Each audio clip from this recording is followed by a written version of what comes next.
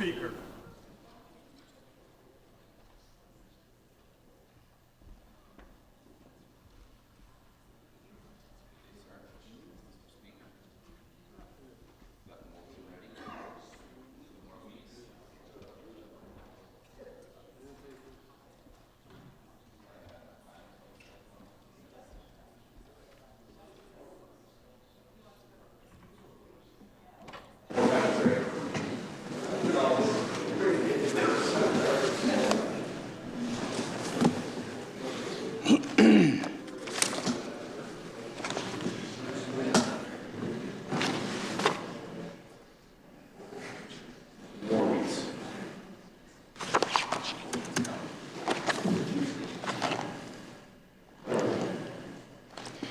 Present us, O Lord, in all our doings with thy most gracious favor, and further us with thy continued help, that in all our works begun, continued, and ended in thee, we may glorify thy holy name, and finally by thy mercy attain everlasting life. Amen. I would just like to welcome all the guests, but just want to remind you not to engage in debate, and that means no talking or yelling or clapping, so please respect that. I would like to table a report from the Legislative Librarian pursuant to Section 83 of the Legislative Assembly Act 2007, and in accordance with the rules and procedures of the Legislative Assembly of Saskatchewan, the Legislative Librarian has submitted to the Legislative Library Annual Report for the period of April 1st, 2021 to March 31st, 2022. I would also like to table the Provincial Auditor of Saskatchewan's 2022 report, Volume 2, with the Assembly.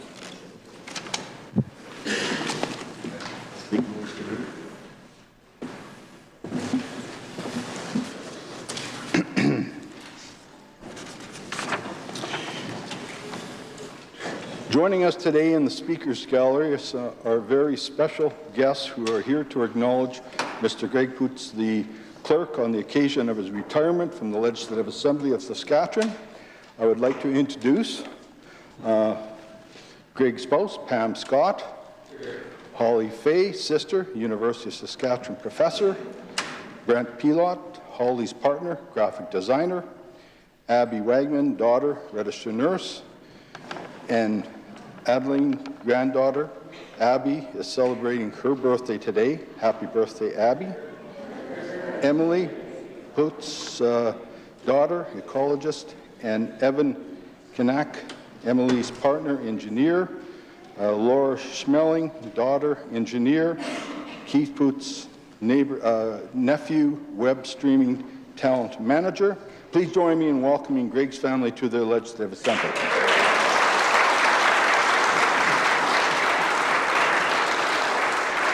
Introduction of guests. I recognize the Justice Minister. Thank you, Mr. Speaker. I would ask leave for an extended introduction. Leave has been requested for an extended introduction. Is leave granted? Carried. Thank you, Mr. Speaker. In the West Gallery, it's my sincere pleasure to introduce April Phillips, widow of the late Kevin Phillips and former member for Melfort.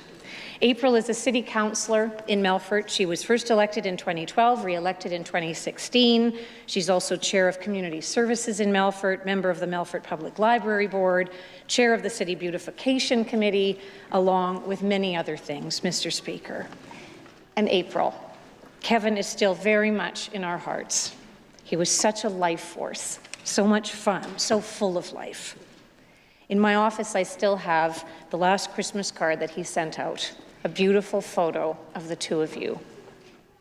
Kevin was also a very strong advocate, an eloquent speaker on the issue of interpersonal violence, also a regular participant in and leader of the Walk a Mile in Her Shoes initiative.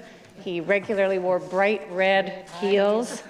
In May 2017, Mr. Speaker, he stood in this House during Sexual Assault Awareness Week and said, our government has invested in supports for those who have been victimized, including funding for a 24-hour crisis telephone line, crisis counseling, and support for medical, legal, and social services appointments. He was particularly proud, Mr. Speaker, in 2017 of the Northeast Outreach and Support Services Domestic Violence Shelter in Melfort, the first transition shelter that had been built in the province since 1989. We miss him, April, and we are honoured to have you with us today. Mr. Speaker, please join me in welcoming April Phillips, re-welcoming her to her Legislative Assembly.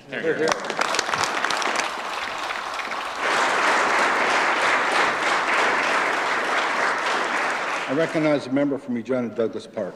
Thank you, Mr. Speaker. It's my honour to join with the Minister of Justice in welcoming April Phillips to her Legislative Assembly. As the Minister of Justice said, we all were rocked, I think, by the sudden passing of Kevin. And to think that it's been 5 years since he's left us is shocking, frankly, but I cannot imagine what you and your family have been through over these years. As the Minister mentioned, April is a community leader in her own right, having served as city council as a city councillor for Melfort for many, many years, and very happy to see her here to recognize the work that her husband Kevin had done within the community and within the province at large in promoting those services and supports that are needed to help those who struggle through situations of interpersonal violence. It's so lovely to see April here again today. I'm sure it's bittersweet for her to be here, but I'd like to thank her for taking the time to come down today, and I'd ask again all members to join me in welcoming April to her Legislative Assembly. Recognize the member for Prince Albert Carleton. Thank you very much, Mr. Speaker. Mr. Speaker, I'd like to join in with the minister and the member opposite in welcoming April to our chambers, her chambers. April and I have been friends for many, many years. April and Kevin were business partners of ours for many years, and friends. And most importantly, we've been friends for a long time. And it's hard still for me to talk about Kevin because he was such a dear friend, be it here or in Melfort.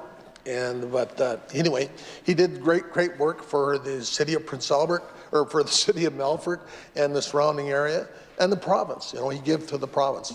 And April has followed suit. April does great work in the city of Melfort. We still own a business there, and we get a chance to see April, and we hear about the great work that she does there. I'm very proud of her, very proud of how strong she has been and how she still continues to live her life. And I'm very proud that she can do that. I know Kevin would be very happy. I'm very happy for her. And I just want everybody to welcome her to her legislative chambers. Thank you very much.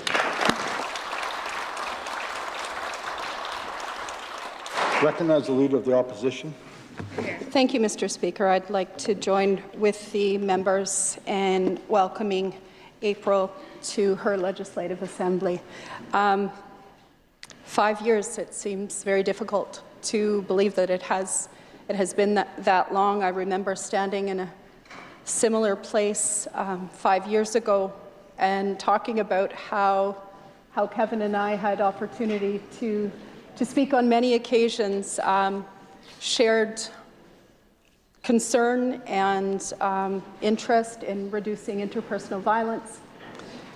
Talked a lot about education, but mostly, Mr. Speaker, we talked about family, and we talked about how important April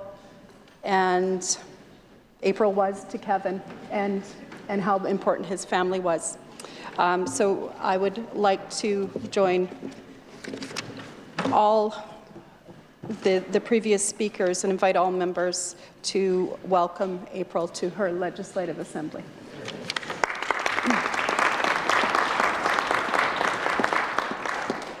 Mr. Speaker, if I may beg indulgence for a couple of other introductions.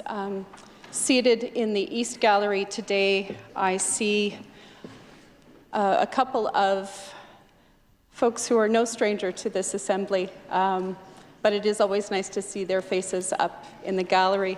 I see Taylor Apperly, the Education and Project Coordinator with the Saskatchewan Federation of Labour. Oh, I see Jessica Boyer there as well, and Laurie Jobe, Mr. Speaker. It is always great to welcome these guests to their Legislative Assembly, but I think especially today, when I wake up on December 6th, there are a few people and advocates in the fight against interpersonal violence that I think of, and certainly, Laurie, you are one of them.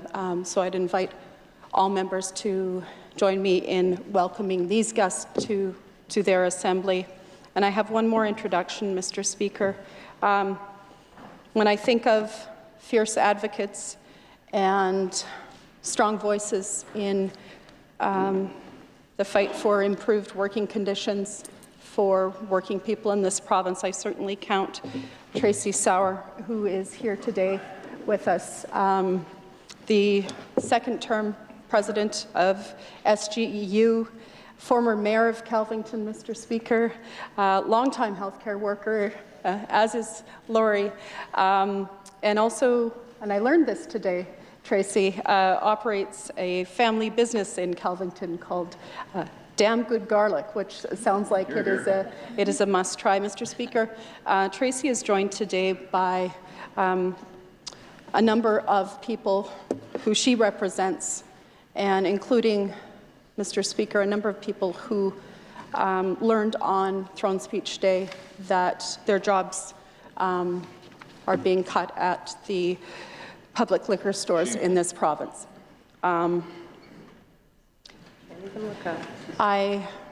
It's somber in here today, Mr. Speaker, for a number of reasons, but it's very, very difficult to stand with people right before Christmas and know the very serious blow that was dealt to them on Throne Speech Day.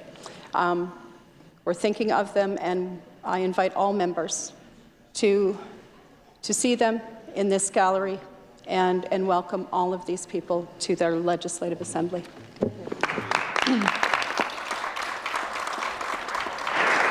Recognized member from Regina Northeast. Thank you, Mr. Speaker. I request leave for an extended introduction. Leave has been requested for an extended introduction. Is leave granted? Carried. Thank you, Mr. Speaker, and thank you, members, for the leave. Mr. Speaker, to you and through you, to all members of the Assembly, seated in your gallery, I am pleased to stand and introduce Lanita Knudsen, Megan Torrey, Candy Young, and Tanya Hornan. Mr. Speaker, these women are here to represent the Federated Cooperative Limited, which myself and some members recently had the pleasure of touring. Mr. Speaker, FCL has been supporting local co-ops across Western Canada for more than 90 years. They process 130,000 barrels of crude oil per day and are committed to producing the highest quality transportation energy with help from their carbon capture utilization and storage unit. Mr. Speaker, Government of Canada recently selected Co-op's carbon capture project as part of its Strategic Innovation Fund's Net Zero Accelerator initiative. Mr. Speaker, last January, Co-op, in consultation with Indigenous leaders and community across Western Canada, developed the Western Nations Gas Bar brand. The brand and supporting gas bar program are unique in their focus on reinvesting in Indigenous communities where Western Nations Bar are based. Mr. Speaker, you can find women in leadership positions directing one of Saskatchewan's largest companies. In fact, 47% of FCL board members are women, including President and Chair Sharon Elford and CEO Heather Ryan. Heather is the first woman to serve as CEO in the company's history. It is with tremendous honor that I thank the women present here today, representing Co-op, for creating very real and meaningful opportunities from small communities to large urban centers, and for their commitment to fueling Western Canada with clean, renewable transportation fuels for generations to come. I ask all members to join me in thanking the Federated Cooperative Limited on their historic legacy, which benefits the economic wellness and long-term sustainability of Saskatchewan, and welcome the members to their Legislative Assembly. Thank you, Mr. Speaker. Recognize the Minister of Crown Investments Corporation. Thank you, Mr. Speaker. I would ask leave for an extended. Leave has been requested for an extended introduction. Is leave granted? Carried. Thank you, Mr. Speaker. Seated in your gallery is Daryl Kaltoff. He is originally from Falda, Saskatchewan. He grew up in Humboldt. He has worked for Sask Power for the last 24 years and is a journeyperson power line technician.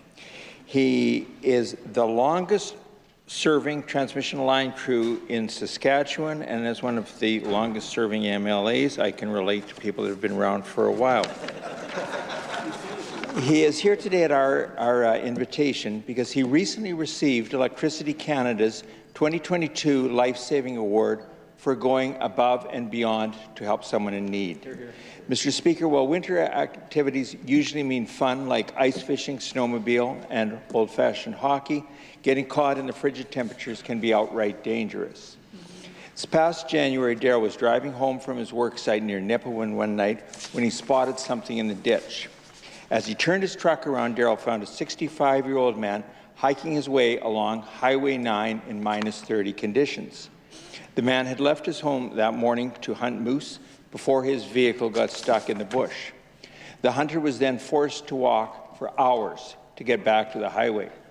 Mr. Speaker, Daryl immediately helped the hunter warm up in his truck and provided first aid. Finally, Daryl spent the next 2 hours driving the hunter back to his home in Nepal.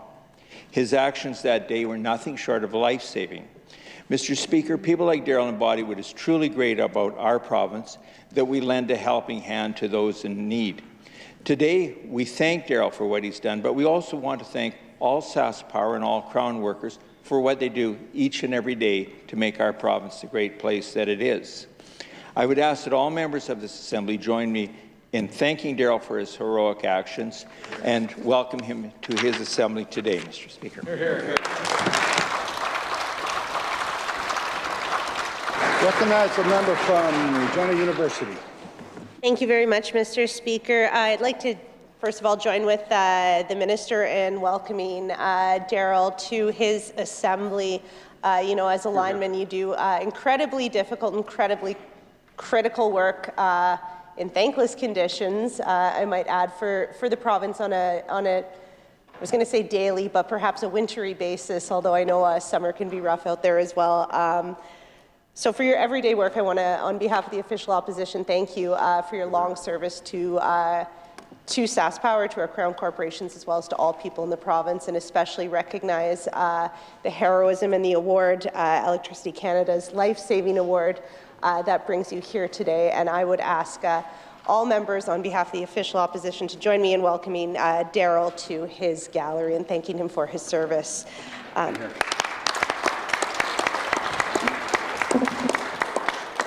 While I'm on my feet, Mr. Speaker, I should have asked leave for an extended introduction, but I'd also like to welcome the delegation here from Federated Co-op Limited and the refinery. Thank you so much for the work that you do in powering this province economically, the impact that you're going to make economically, and it is, of course, as was noted by the member opposite, just a real pleasure, especially today of all days, to welcome you here as a truly female-led and powered organization, an economic powerhouse here in the province.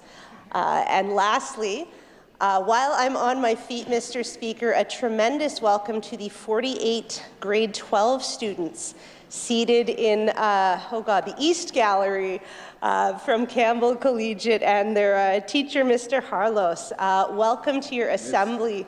Ms. Harlos, I'm staring at you, and now I'm just really doubling down on my rambling. So Ms. Harlos and grade 12 students from Campbell Collegiate, welcome to your assembly. I hope you have a tremendous experience here in question period, and I look forward to meeting with you after and answering any and all questions that you may have. So on behalf of myself and the team over here, welcome to your assembly. Recognize the Minister of Agriculture. Join briefly with the member opposite and welcoming the grade 12 group from Campbell Collegiate, specifically, Mr. Speaker, Britton Ferguson, whose mom, Kristen, works in my office. So I hope I didn't bring her any public shout-out, Mr. Speaker. From my understanding, the group is visiting the Assembly as part of a history. And I could suggest, Mr. Speaker, they may want to have a meeting with the Minister of Crown and Investment Corporation, as a true historian has probably been here since day one, Mr. Speaker. So I hope you'll learn a lot here today, and I just want to welcome all the class here from Campbell Collegiate, Mr. Speaker. Thank you. Recognize the member from Saskatoon University. Thank you, Mr. Speaker. I'd like to request leave for an extended introduction. Leave has been requested for an extended introduction. Is leave granted? Carried. Thank you, Mr. Speaker. I'd like to introduce in your West Gallery Angie Kells. Angie is here in her capacity as an abortion doula with the Saskatoon Abortion Support Network today.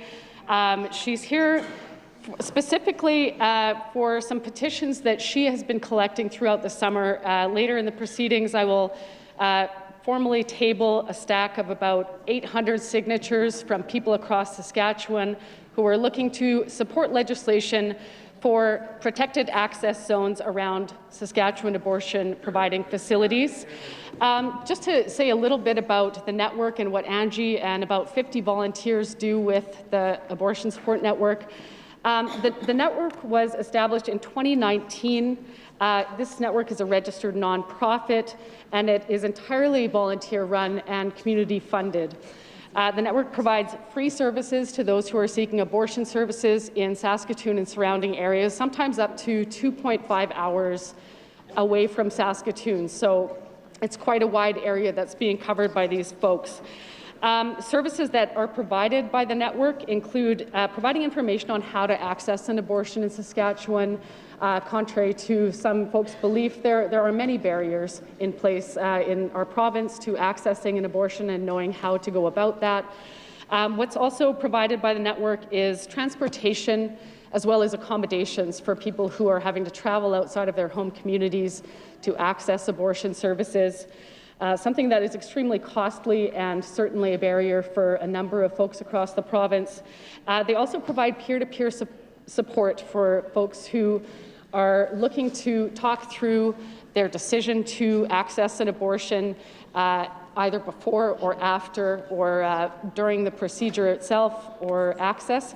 And I want to just say this is a service that has been identified as a need in our province because of something that is lacking.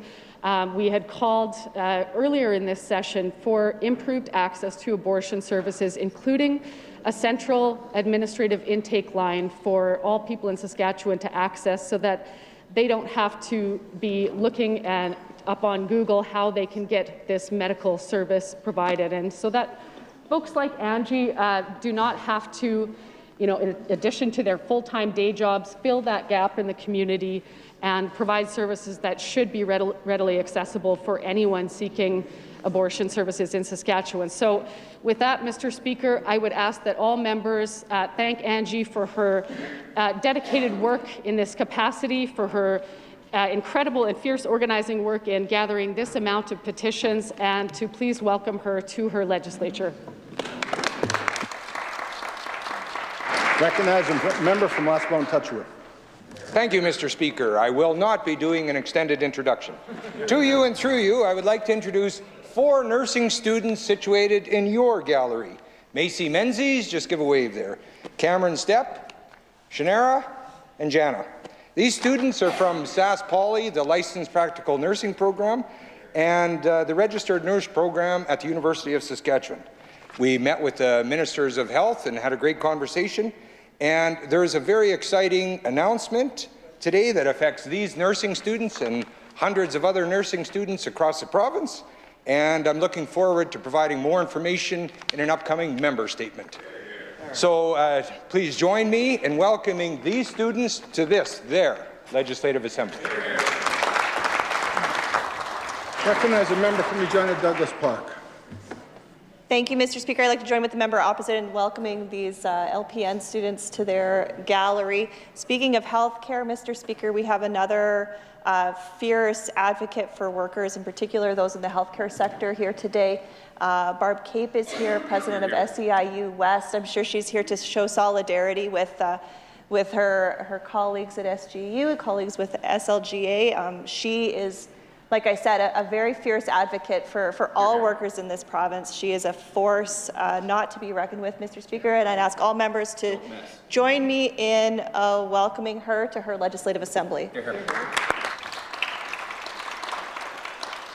Recognize a member from Saskatoon-Mewasin. Thank you, Mr. Speaker. I request leave for an extended introduction. Member has requested a leave for an extended introduction. Is leave granted? Carried.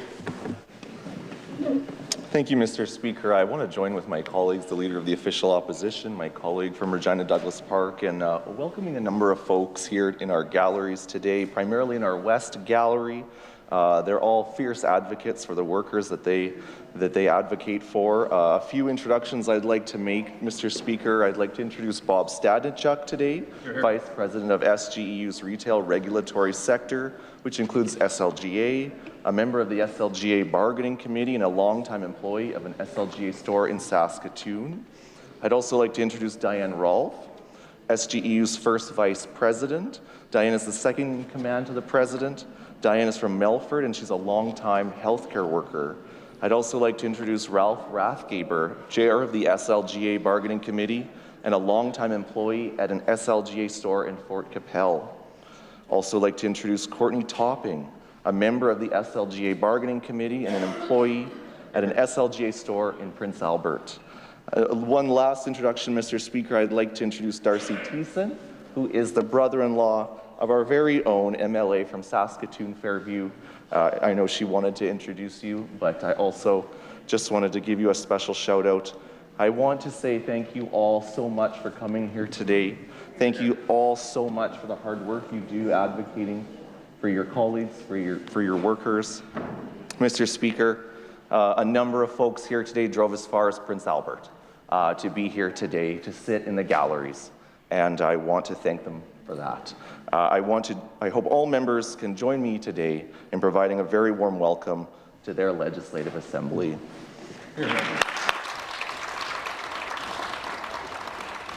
Recognize a member from Regina Rosemont.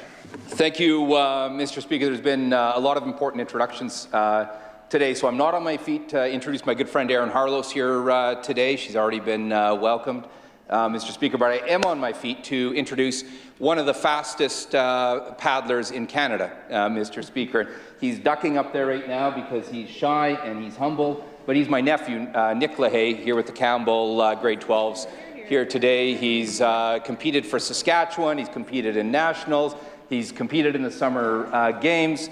He's a tremendous athlete. He's a proud athlete from the Wascana Racing Canoe Club, Mr. Speaker. I was at the start of his, at the genesis for his love of paddling, getting up on the Churchill River and joining my friends and family for some of those early paddles. Now he's too busy competing and training to join us, Mr. Speaker. He's a tremendous athlete.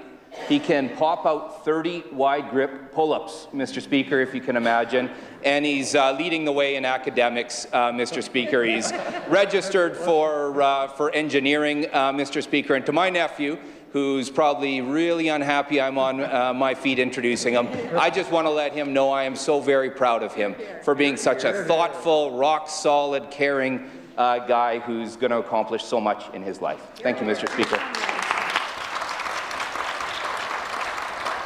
Recognize a member from Saskatoon Eastview. Thank you, Mr. Speaker. I'll be brief in welcoming somebody who needs no introduction because he's here every day. Greg Putz. But today is his birthday. So I'd like to wish Fred Hill a happy birthday and thank him for his chaplaincy work here in the Assembly, for his open door policy of friendship and guidance to all members and staff here and in our constituency offices. Thank you and happy birthday. And the beard.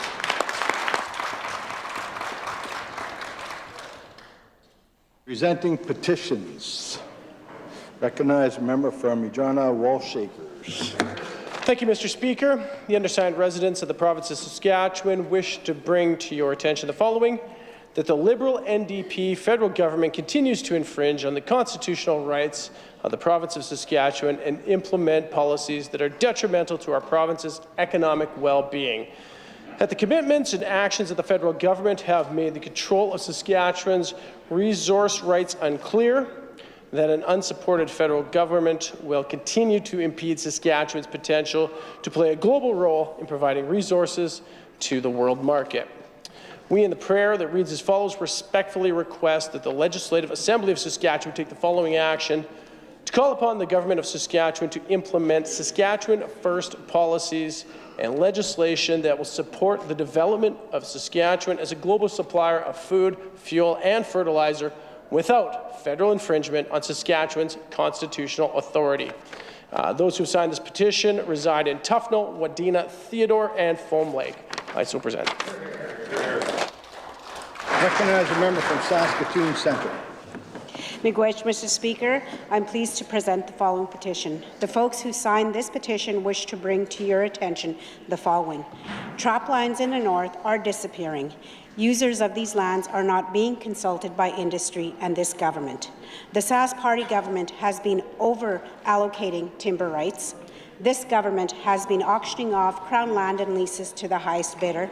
We only have 10% of Crown land left. This government is continuing to breach the constitutionally protected treaties. Treaty rights holders are being restricted access to their traditional hunting, fishing, trapping, and medicine-picking territories. Taxpayers in this province are footing the bills for this government's mistakes and losses in courts. I'll read the prayer. We, in the prayer that reads as follows, respectfully request that the Legislative Assembly of Saskatchewan call the Government of Saskatchewan to immediately stop the sell-off of Crown land and work with First Nation and Métis communities to develop a new duty to consult policy framework. The folks who signed this petition reside in Yellowquill, Cupar, Puttichai. I do so present.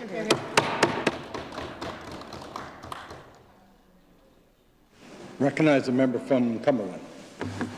Mr. Speaker, I rise today to present a petition calling for a committee on mental health and addictions crisis. The people who have signed this petition want the government to know. I think about the individual that organized, Jude Ratt, who's organized this petition and have got hundreds and hundreds and hundreds of signatures on this petition, and the loss of his daughter. On December 9th of this year will be 1 year that he lost his daughter to suicide, who had 4 children. He's asked that we present this petition on behalf of all those people he is lobbying for to this government and asking. So with that Saskatchewan has the highest suicide rate in the country, that the suicide rate for Indigenous people in Saskatchewan is 4 times higher than non-Indigenous people, that 1 in 4 youth in Saskatchewan have engaged in self-harm. I'll read the prayer. We, in the prayer that reads as follows, respectfully request that the legislators of Saskatchewan call on the Government of Saskatchewan to immediately create a bipartisan legislative committee on the mental health and addiction crisis in the province. Mr. Speaker, this petition is signed by hundreds of people of our good province. It's right through the province. Everywhere we're getting more and more recognition. I want to so present on their behalf. Recognize a member from Saskatoon Eastview. Mr. Speaker, I'm on my feet again, as I have been nearly every day of this session so far, to present a petition to the Government of Saskatchewan to fix the rural healthcare staffing crisis. Those who signed the petition would like us to know that it's both recruitment and retention of healthcare professionals that are creating problems in Saskatchewan, especially in rural healthcare facilities that have experienced shutdowns and disruptions in everything from emergency room care, acute care, to lab and x-ray services. They'd like us to know that healthcare workers and their families are valuable assets in Saskatchewan's hometowns and in our local economies. I'll read the prayer. We, in the prayer that reads as follows, respectfully request that the Legislative Assembly of Saskatchewan call on the Government of Saskatchewan to fix the rural healthcare staffing crisis. Today's petition is signed by folks from Landis, Scott, and Kando. I do so present. Recognize the member from Saskatoon-Meewasin. Thank you very much, Mr. Speaker. I rise again today to present our petition calling on the Government of Saskatchewan to stop the closure of the remaining 34 public liquor stores. Mr. Speaker, closing the public liquor stores during a generational affordability crisis is bad for jobs, bad for competition, and bad for affordability. It's a terrible jobs plan. The decision to shutter the 34 remaining public stores across Saskatchewan will see the loss of up to 400 good-paying, stable, unionized jobs. Mr. Speaker, these remaining public stores have remained profitable, self-sufficient, and competitive while providing good-paying, stable jobs. These stores generate hundreds of thousands in revenue that fund crucial public services such as healthcare, education, and highways. Instead, this government has decided to send much of this revenue into the pockets of huge corporations outside of Saskatchewan. So I stand today to present hundreds of signatures from concerned residents across Saskatchewan, calling on the government to cancel its attack on public crowns and services and jobs. They are joined by over 1,300 letters sent to the Minister's office. These stores are owned by the people of Saskatchewan, and they should have the final say. I'll read the prayer. We, in the prayer that reads as follows, respectfully request that the Legislative Assembly of Saskatchewan call on the Government of Saskatchewan to immediately reverse the decision to close the remaining 34 public liquor stores. Mr. Speaker, the signatories today reside in Saskatoon, Regina, Walsh-Acres, Prince Albert, Moose Jaw, Melville, Fort Capel, Goodeve, Yorkton, Ebenezer, Theodore, Ituna, Saltcoats, Rain, Springside, Churchbridge, Kenora, Broadview. Next petition. Next petition. Recognize the member from Regina University. Do it again. Great work, guys. Thank you, Mr. Speaker. Good work. I rise today to present a petition calling on the Legislative Assembly to fund in vitro fertilization treatments here in Saskatchewan. Mr. Speaker, 1 in 6 couples in Canada will experience infertility, and this, Mr. Speaker, is a health condition. This is no one's fault. This is nothing that anyone asks for. IVF treatments are prohibitively expensive, with each cycle costing upwards of $10,000, let alone the drugs, as well as the emotional and physical toll that goes along with that. Despite public health care being a right here in Canada, there is no government financial support in Saskatchewan for people seeking to grow their families right here at home, despite other provinces offering this support.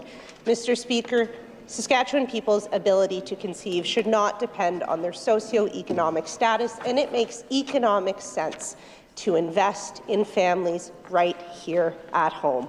I'll read the prayer. We, in the prayer that reads as follows, respectfully request that the Government of Saskatchewan immediately move to cover the financial burden of 2 rounds of IVF treatment for Saskatchewan people experiencing infertility. The signatories of this petition, Mr. Speaker, are from North Battleford. I do so present. Recognize a member from Saskatoon University.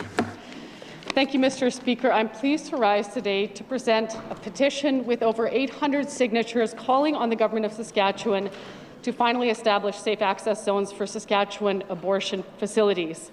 The undersigned residents would like to bring to our attention the following: that safe access zones around facilities that provide abortion services in Saskatchewan will ensure that patients and staff are safe and free from discrimination and harassment, that currently in Canada 6 provinces have already passed bubble zone legislation, including British Columbia in 1995, and that legislation has been upheld as constitutional, that BC's legislation has successfully deterred protesters and protected people working in and accessing reproductive care facilities for 25 years, that 2 private members' bills have been introduced in the Saskatchewan legislature by myself, Mr. Speaker, and so far no action has been taken, that the Sask Party government has had sufficient time to understand the necessity of this legislation in protecting the health and safety of staff and patients accessing care.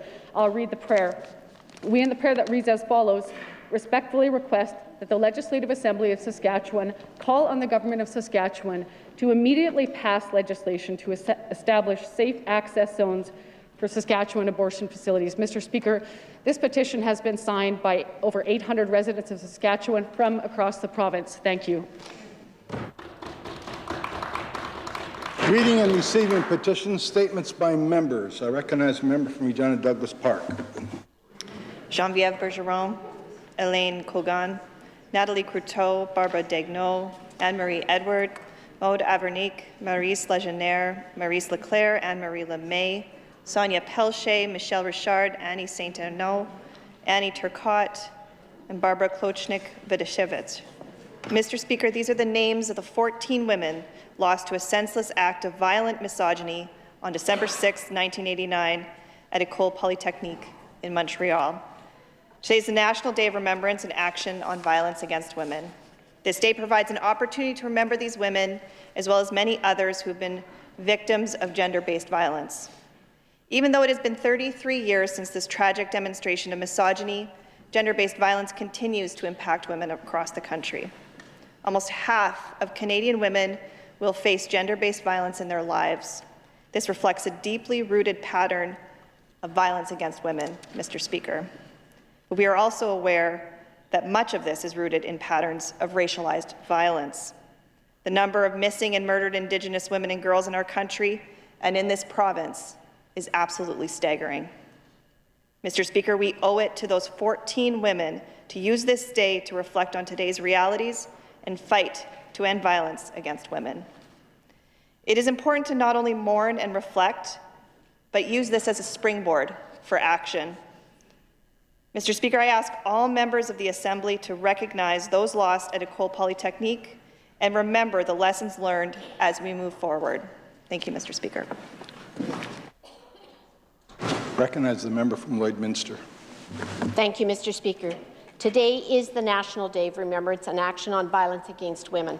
Today we wear white ribbons to show our collective promise to not remain silent about violence against women, and we affirm our commitment to stand up against violence and support those impacted. On this day in 1989, the tragic massacre at École Polytechnique in Montreal occurred. Today we remember and honour the 14 women who lost their lives in a horrendous act of violence based on their gender. Geneviève Bergeron, Helene Colgan, Natalie Croteau, Barbara Daigneault, Anne-Marie Edward, Maude Havernick, Barbara Klochnik-Vidashevich, Maurice Lagunière, Maurice Leclerc, Anne-Marie Lemay, Sonia Pelche, Michelle Richard, Annie Saint-Arnaud, and Annie Turcotte. These women will not be forgotten. Recently, at the 40th annual meeting of the federal, provincial, and territorial ministers responsible for the status of women, Saskatchewan proudly endorsed the National Action Plan to end gender-based violence. I encourage everyone to learn more about the resources and services available in our province by visiting facetheissue.ca, and anyone experiencing or impacted by violence to call or text 211 for support. Thank you, Mr. Speaker. Recognize a member from Saskatoon University. Mr. Speaker, if a woman in Regina in her 10th week of pregnancy requires an abortion, she can go to the Women's Health Centre and ask for one. She has 4 weeks to do so. Yet if a woman in Saskatoon needs one, she has to visit her doctor to get a referral first, and only then can she go to a clinic. She better hurry. She has only 2 weeks, Mr. Speaker. If this woman is in La Loche, she'd better pray she has a car and a long weekend. She's going to have to drive 600 kilometers to Saskatoon because not one community in northern Saskatchewan is equipped to perform surgical abortions. I don't think I need to speak to the desperate measures this woman will take if she misses the cutoff date and can't afford to leave the province to get treatment elsewhere. Even if she can access the needed treatment on time, barriers still exist. Those accessing abortion in Saskatchewan have no assurance that it will be without intimidation. To date, the government has refused to pass legislation to ensure safe access zones around places providing abortion services in Saskatchewan. Later today, I will be introducing the Protecting a Woman's Right to Access Abortion Services Act. More than 29,000 people have signed their names to a petition online calling for better protections. And as we saw, over 800 residents of Saskatchewan have signed that physical petition. Today, of all days, women deserve better. The government must finally commit to the safe, equitable abortion access that women deserve. Recognize the member from Rosestown-Elrose. Thank you, Mr. Speaker. It's with a heavy heart that I share the news of the sudden passing of Reg Schellenberg, President of the Canadian Cattle Association. Reg was known personally to many members of this Assembly, including the Minister of Agriculture and myself. A rancher from Beachy, Saskatchewan, Reg has long contributed to this province and to the livestock industry.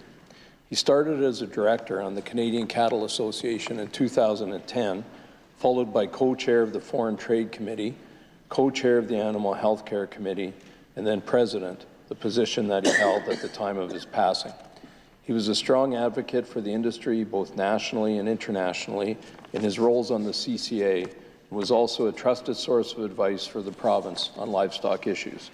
Like many producers, Reg believed in building public trust by increasing awareness of stewardship and conservation efforts made in the beef industry. He's often described by his colleagues as being a kind person with a gentle demeanor and strong character. Those qualities were endearing to anyone who met him, and especially to those in the industry. His family will carry on their multi-generational ranch with pride. Reg is survived by his wife Shannon, 2 sons, a daughter, and 9 grandchildren. He will be sadly missed by the community of Beachy and by the entire livestock industry. Mr. Speaker, I ask all members to join me in offering our deepest condolences to the Schellenberg family. Reg was truly a gentleman. Thank you, Mr. Speaker. Recognize the member from Cannington. Hear, hear. Thank you, Mr. Speaker. I rise today with pride at the remarkable generosity the people of our province exhibit.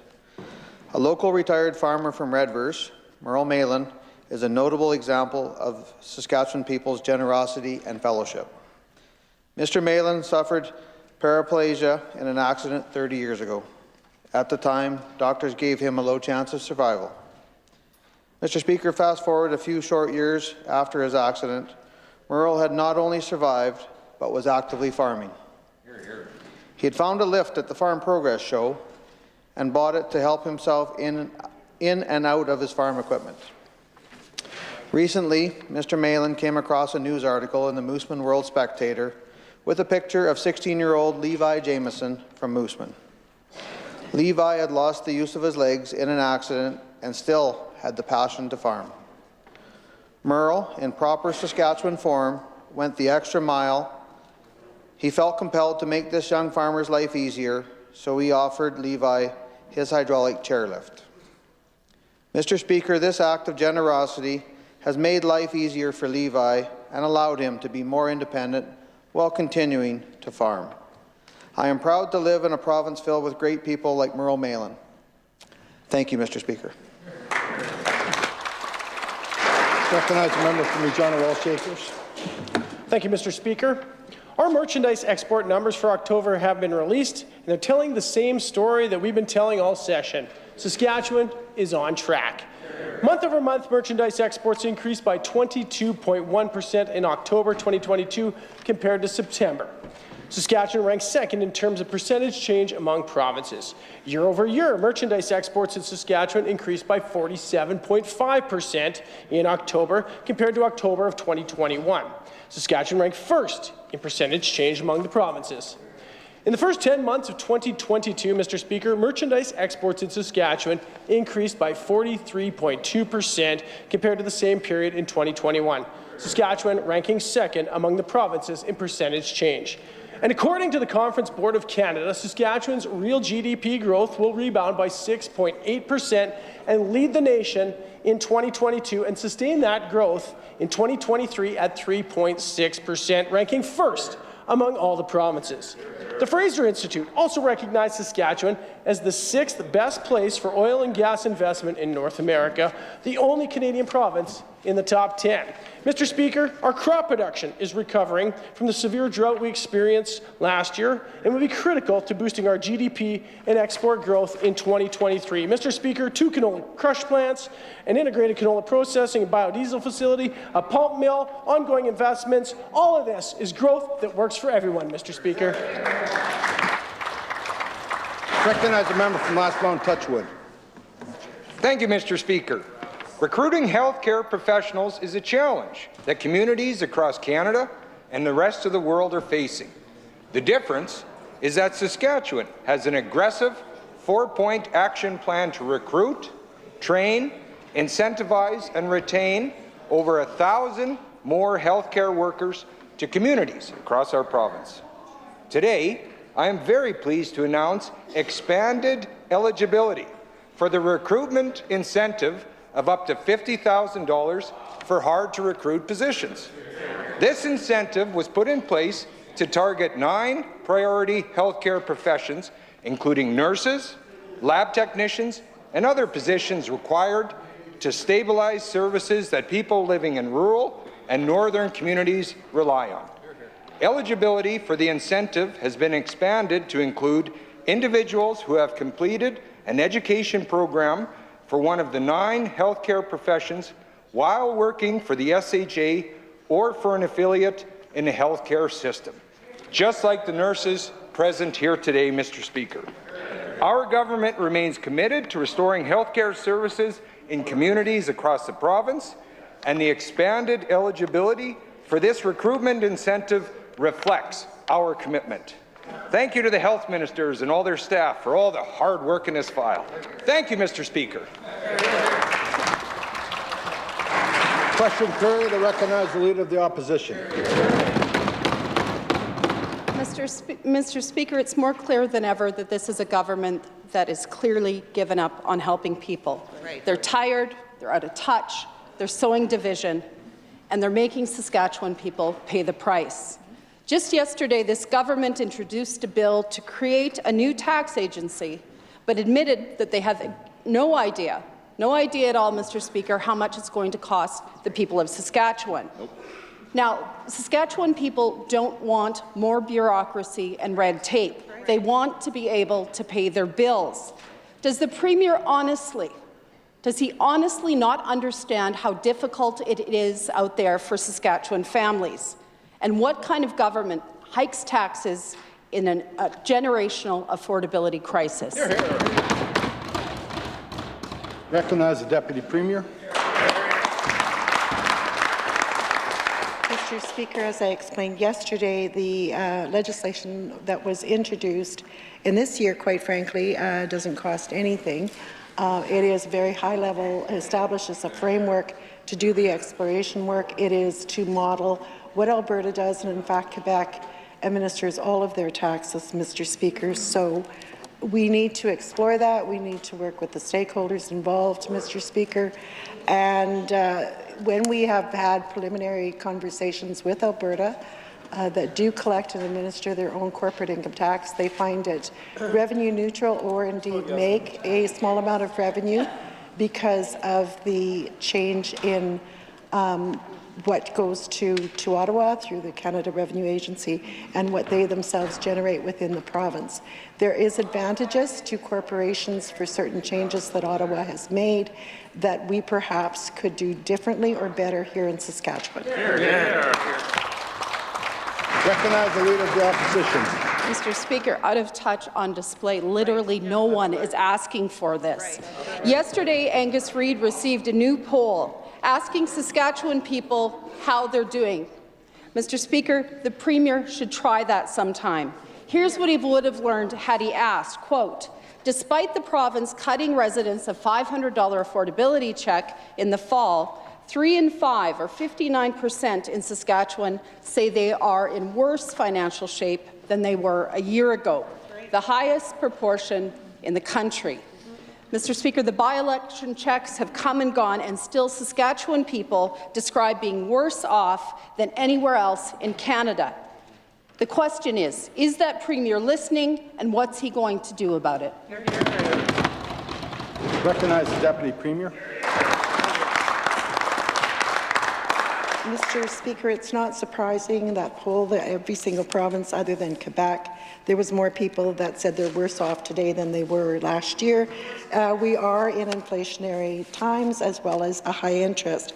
However, a study done by finance specialist David Byko that was in the newspaper a few days ago said, and I quote, Saskatchewan is one of the most affordable provinces for living and raising a family, Mr. Speaker. Mr. Speaker, this government, along with a $1 billion write-down of our debt, Mr. Speaker, and providing or spending $450 million on an affordability tax credit that each and every adult will receive within this province that filed income tax, Mr. Speaker. We also, in this budget, and in last year's budget, and in the budget that I'm working on now, provide over $2.2 billion worth of affordability measures. Here, here. Recognize the Leader of the Opposition. Mr. Speaker, perhaps the 60% of people who describe themselves as being worse off didn't read the report. They were too busy trying to pay their bills. Now, it's clear you couldn't find a government more out of touch with the realities of Saskatchewan people. And they're not just hiking taxes, fees, and utility rates in a generational affordability crisis, but they're also killing hundreds of jobs. It's devastating for those who are impacted, it's bad for the economy, and it pulls revenue that should help pay for health care, for highways, and for schools. Will the Premier commit today to scrapping his heartless Crown sell-off plan in front of these people who are most impacted? I recognize the Minister of SLGA.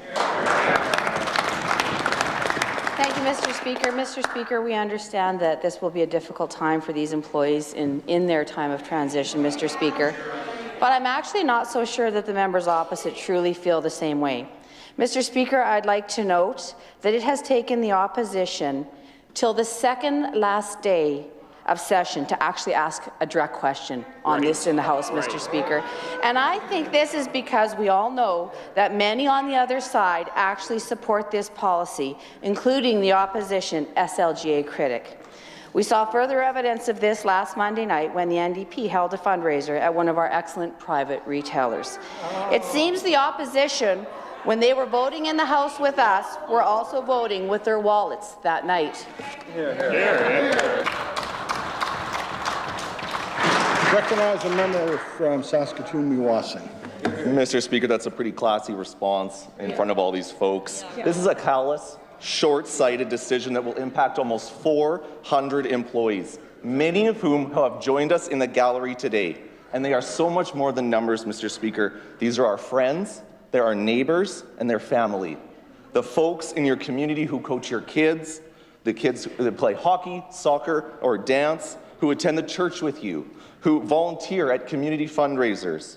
These aren't just individuals, they're families. Families with mortgages, car loans, families with grocery bills and utility bills, both of which this government is refusing to help with. This decision is a mistake. Will the minister change course and scrap this plan today? Recognize the Minister of SLGA. Well, thank you, Mr. Speaker, and I do thank the member opposite for the question. But, Mr. Speaker, the NDP have absolutely no credibility on this issue. That's right. Mr. Speaker, I'd like to remind the members of what the SLGA critic had to say on this, and not that long ago. He said, and I quote, "I believe the Saskatchewan government phase out running any government liquor stores. The Sask Party has been in power for 14 years and has been slowly winding this retail system down.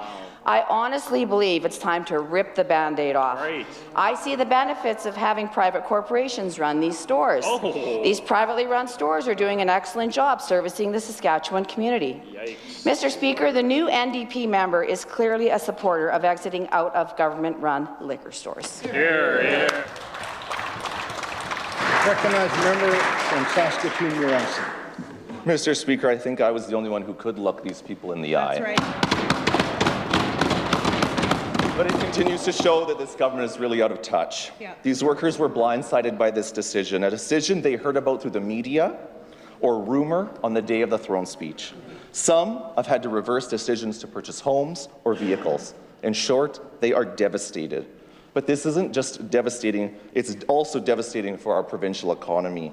SLGA stores provided good paying jobs, and those wages were reinvested in their communities. They also gave back to taxpayers by generating revenue to pay for public services that we all rely on. To the minister, will she change course and scrap this short-sighted sell-off today? Here.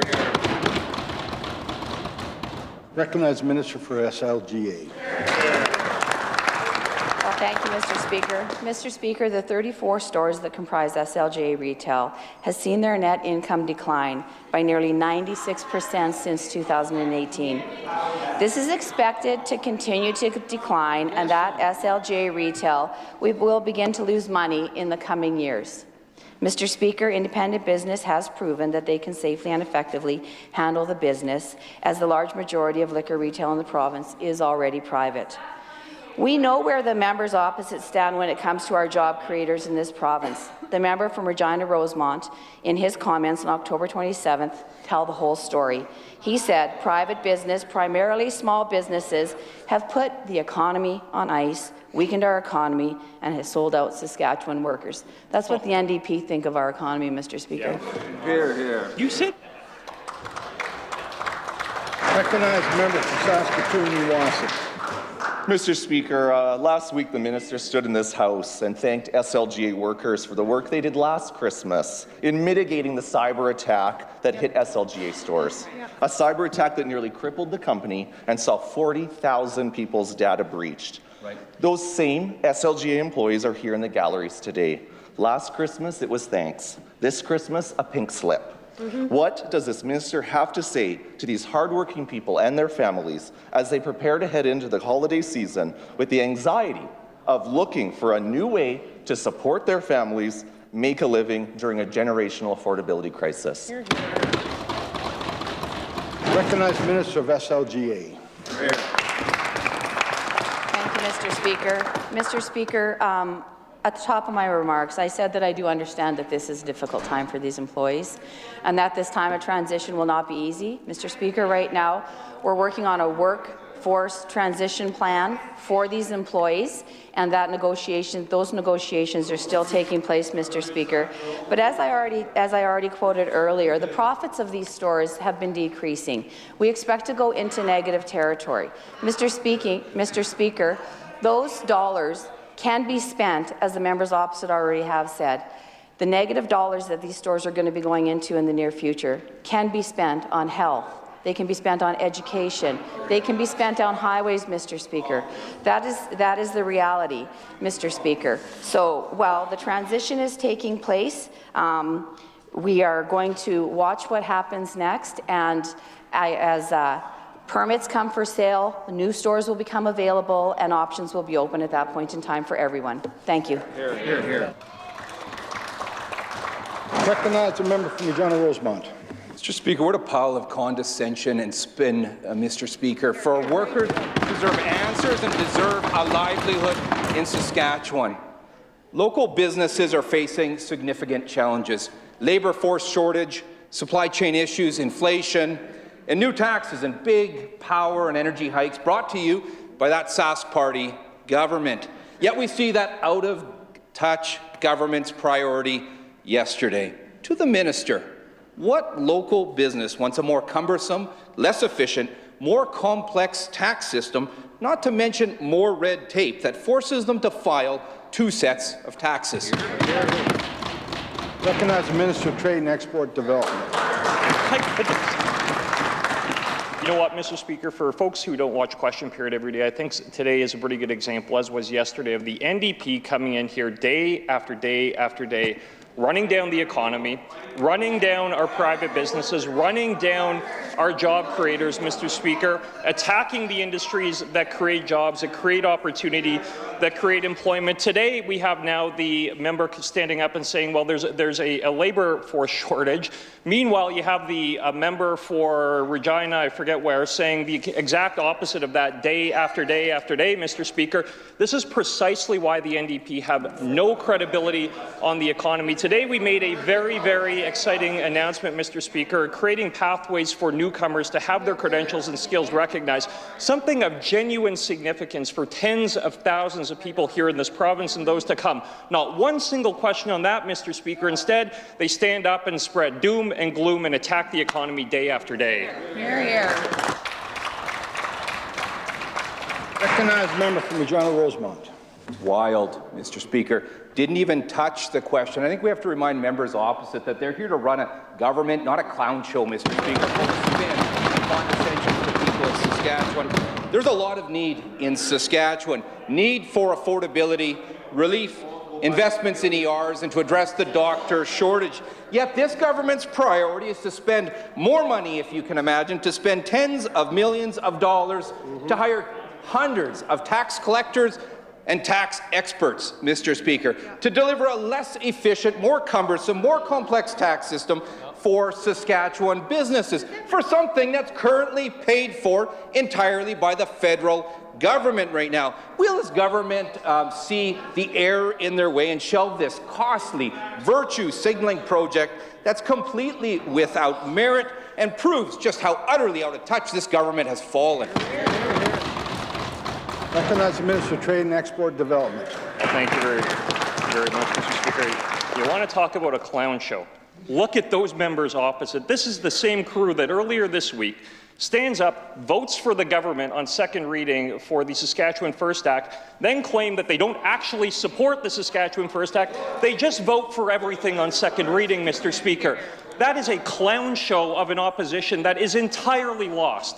And that is a party that is entirely lost under that leader. Even under the previous leader, at least you knew where they were going, Mr. Speaker. It was in the completely wrong direction, but at least you knew they had a direction.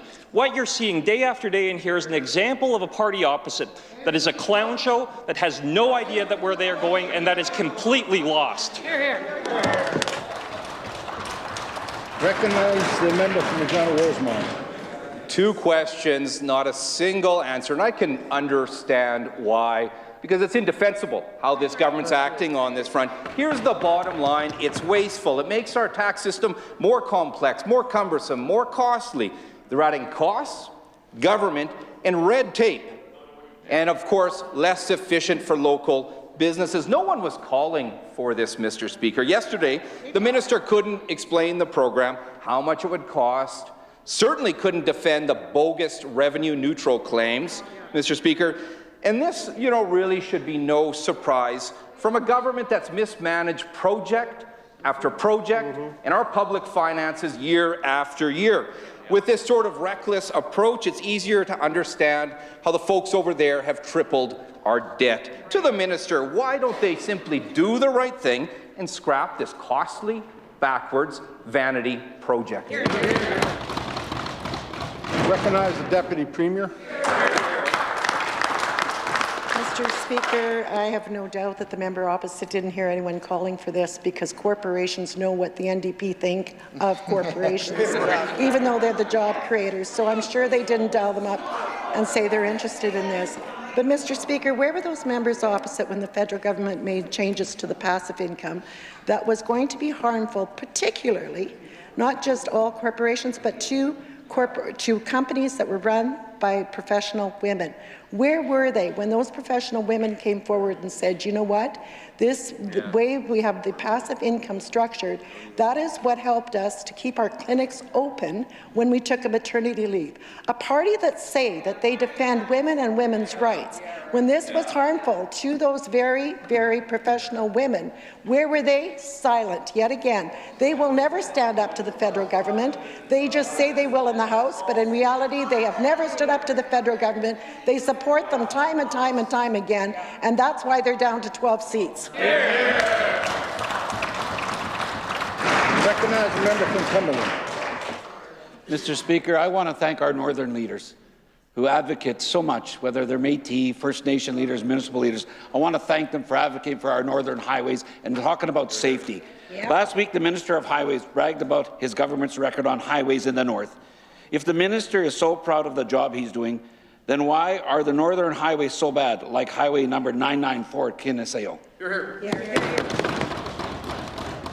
Recognize the Minister of Highways.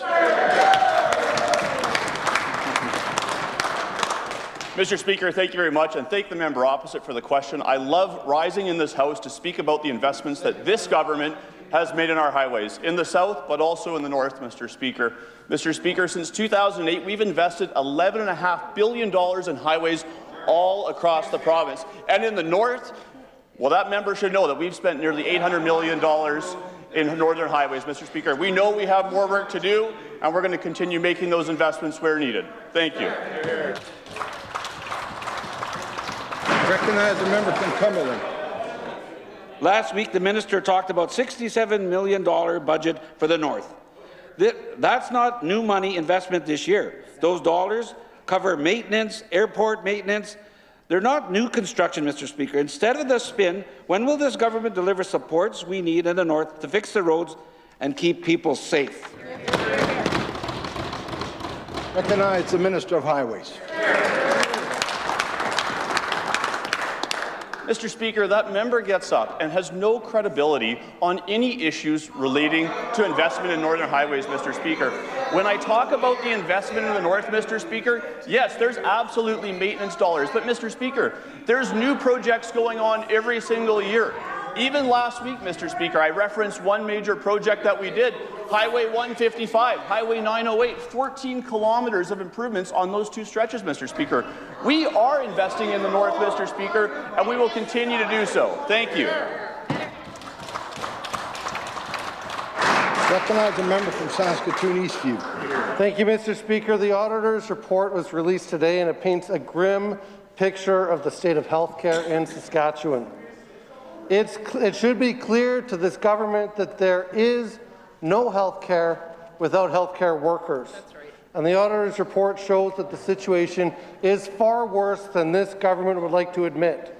The report details that the SHA anticipates 2,000 staff shortages in the next 5 years. Last year alone, 600 more SHA staff left the job than those that were hired. All of this under the failed leadership of that health minister. Does he think that this is good enough for Saskatchewan people? Hear, hear. I recognize Minister of Health. Thank you, Mr. Speaker, and I thank the auditor for the report. Mr. Speaker, that report was done before we announced our 4-point plan early in September, Mr. Speaker, and the auditor did recognize that we have made some improvements, Mr. Speaker, as identified by the Minister of Rural and Remote Health. We have opened up facilities, Mr. Speaker, but on top of that, just last week, I was able to travel to the Philippines, Mr. Speaker. Right. I'm proud to say that we had over 1,200 people come to those events, Mr. Speaker, to be able to look at Saskatchewan for an opportunity. On top of that, Mr. Speaker, I was able to meet with 2 federal ministers to streamline our curriculum to make sure that when the Filipino nurses come from the Philippines to Saskatchewan, they can integrate and we can reduce our bridging time. On top of that, Mr. Speaker, we were able to offer 129 positions. These are OR, ER, ICU nurses that are going to come to Saskatchewan in the coming months, Mr. Speaker, and help out the frontline healthcare workers. Thank you, Mr. Speaker. Recognize the member from Saskatoon Eastview. Mr. Speaker, that minister's plan is years late and it's half-baked. The auditor points out that internal SHA documents show projected staff shortages in critical roles are set to explode in the next 5 years. The RN and RPN shortage is expected to more than double in the next 5 years. The staff gap for continuing care aides is expected to increase 13 times by 2027, when the auditor projects, according to SHA documents, that they'll be short-staffed by 841 staff. These are the staff who are there to care for the people who built this province. Why does it take an audit to show how bad the state of healthcare is? Why did the Sask Party government let the staffing crisis get so bad? Recognize the Minister of Health. Thank you, Mr. Speaker. And again, I'll recite exactly what we're doing with our 4-point plan. We have more nurses going into our post-secondary education. We're hiring from across Canada, 130 doctors in the last 13 months that we brought into this province. And I'll remind the members opposite that they had 173 doctors actually go out of the province in 5 years, Mr. Speaker. They were losing a doctor every 10 days in this province when they were in government, Mr. Speaker. We're getting a doctor every 3 days in this province, Mr. Speaker, in the last year. They also lost 450 nurses out the door, Mr. Speaker. We're hiring nurses, not just from the Philippines. We're hiring them from Saskatchewan. We're hiring them from across Canada. And I want to thank the nurses that are here in the gallery that member over there is talking about, Mr. Speaker, that are very excited about what's going on. They're very excited about the incentives, and they're extremely excited about working in rural Saskatchewan. Thank you, Mr. Speaker. Recognize a member from Saskatoon Eastview. This audit report is clear that minister is only counting those hires. He's not counting all those hundreds who are leaving this province. The auditor found that the SHA doesn't know which regions are most at risk. She found that Prince Albert, Meadow Lake, and La Ronge together need more than 700 new staff in the coming years. This shouldn't be a surprise because online posting in the SHA say the same thing. In a place like Meadow Lake, you can't deliver a baby on weekends. No epidurals, no C-sections. Why isn't the minister on top of this? Hear, hear. Recognize the Minister of Health.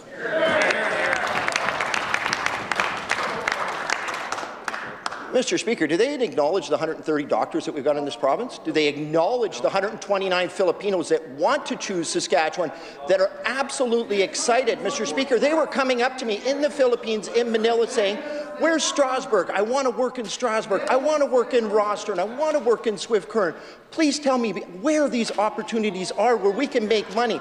Mr. Speaker, this is a huge opportunity for individuals from the Philippines to be able to come over to Saskatchewan. They're making about 10 to 12,000 Canadian dollars. Mr. Speaker, I wonder if the member opposite would like to listen to some of the answers that he asked a question Try to. that, Matt. Pardon me? Thank you, Mr. Speaker. Again, these are opportunities from the Filipinos, from Saskatchewan, from across Canada that want to call Saskatchewan home, want to work in our rural and remote communities, just like the 4 individuals that are up in your gallery, Mr. Speaker. Now the incentives are in place. They've expanded those out as what I identified earlier in a member statement. We've expanded those out to be able to fill those positions to secure the healthcare system. Thank you. Recognize the member from Regina Douglas Park. Mr. Speaker, this chamber is dripping with arrogance from that government today. 33 years ago, a lone gunman murdered 14 young women. He did it out of a hatred of women and desire to do violence to them. Sadly, Mr. Speaker, Saskatchewan is no stranger to violence. This province suffers year after year from intimate partner violence at twice the national average. This province also suffers from having a government that invited a convicted wife killer to this legislature that had to be internationally shamed into apologizing for doing so. Mr. Speaker, this government still remains one of the only provinces in Canada that does not provide operational funding to second-stage shelters. Why does this government continue to be satisfied with having this distinction? Why do they think Saskatchewan women shouldn't have the same supports that women in other provinces have? Hear, hear. Recognize the minister responsible for the status of women. Thank you very much, Mr. Speaker. Mr. Speaker, today it's a sad day of remembrance, and it's something that each and every one of us is really feeling so deeply in the House today. Now, last month I was pleased to endorse the National Action Plan to end gender-based violence. And, Mr. Speaker, these are real steps to ensure that we change how people act towards each other. Mr. Speaker, it troubles me greatly that we have an opposition that, in fact, would try and play on the grave aspect of gender-based violence. Saskatchewan is not proud of our record, but, Mr. Speaker, we are working hard to change that record. Thank you very much. Ministerial statements. Introduction. Why is the member on his feet? For ministerial statements, Mr. Speaker. Proceed. Thank you, Mr. Speaker. I'm pleased to rise today to inform the House that the Government of Saskatchewan is ensuring certainty for newcomers entering our job market. The Labour Mobility and Fair Registration Practices Regulations will introduce maximum timelines for assessment and registration decisions and reduce the requirements associated with the credential recognition process to ensure newcomers can begin working sooner in the professions for which they have been trained. Mr. Speaker, these new regulations will ensure Saskatchewan will have the shortest legislated timelines for labour mobility and foreign credential assessments in the entire country. Professionals in healthcare, engineering, law, education, the trades, and all other regulated sectors will see reduced credential barriers, reducing costs and the time associated with entering professional fields. So, Speaker, regulatory bodies will have 50 days to provide internationally trained applicants with a decision on if they are qualified to work in Saskatchewan. The fastest decision time for internationally trained individuals in Canada. In fact, only 2 other jurisdictions in Canada even have legislated timelines, and both of those are 6 months. Domestically, Mr. Speaker, there will be 20 days to provide applicants with a decision on their applications. These steps will significantly improve qualification recognition times. The Government of Saskatchewan is also introducing the International Credential Recognition Grant, which will help address the costs associated with any required training, examinations, or assessments for those seeking recognition to work in the healthcare field. The ICRG will work in conjunction with these regulatory changes by providing up to $6,000 per internationally educated health professional for costs related to obtaining licensure in Saskatchewan. Our government believes this funding, combined with aggressive timelines for recognition, will assist Saskatchewan in becoming a destination of choice for skilled immigrants. With the changes mentioned today, we are addressing employer challenges due to the labour shortage. We are not lowering our standards, but we are giving newcomers certainty to have their credentials promptly recognized or be given a fair path to upgrade their skills to meet our standards. Thank you, Mr. Speaker. Recognize a member from Regina University. Thank you very much, Mr. Speaker, and my thanks to the Minister for providing a copy of his remarks in advance. Mr. Speaker, the labour shortage is real and impacting all sectors of Saskatchewan's economy, and here in Saskatchewan we compete not just with other provinces, Mr. Speaker, but with the world. All members in this House are familiar with some of the challenges and barriers that exist for newcomers, for internationally trained experts. And, you know, I know we're all frustrated. Everyone is frustrated by the loss of that potential, that knowledge, and that expertise. You know, when Bill 81 was introduced in the spring, there's significant work done, and I know there's a number of organizations who've been waiting with bated breath for the regulations to be released, of course, because there are regulatory bodies and professional credentialing organizations here in the province, Mr. Speaker, which are impacted by these changes, and as I understand, have been undertaking good work, you know, to adapt and to ensure that their processes are as efficient while rigorous as possible. And of course, Mr. Speaker, any legislation, any regulations will have to balance that real imperative to ensure fair access to labour markets for internationally trained experts, and of course also the independence and obligation of these professional regulatory bodies and credentialing organizations also needs to be considered and respected, especially those with national certification processes and recognition. You know, Mr. Speaker, I know these professional and regulatory bodies and organizations, as well as those countless internationally trained experts and workers in the province will be have been waiting for this, and this will mean good work, a lot of work to be done on behalf of consulting with those stakeholder organizations to ensure that that all these regulations and all of this process is in the best interest of Saskatchewan's economy today and in the future. Thank you. Introduction of bills. Item number 1, Honourable Ms. Carr.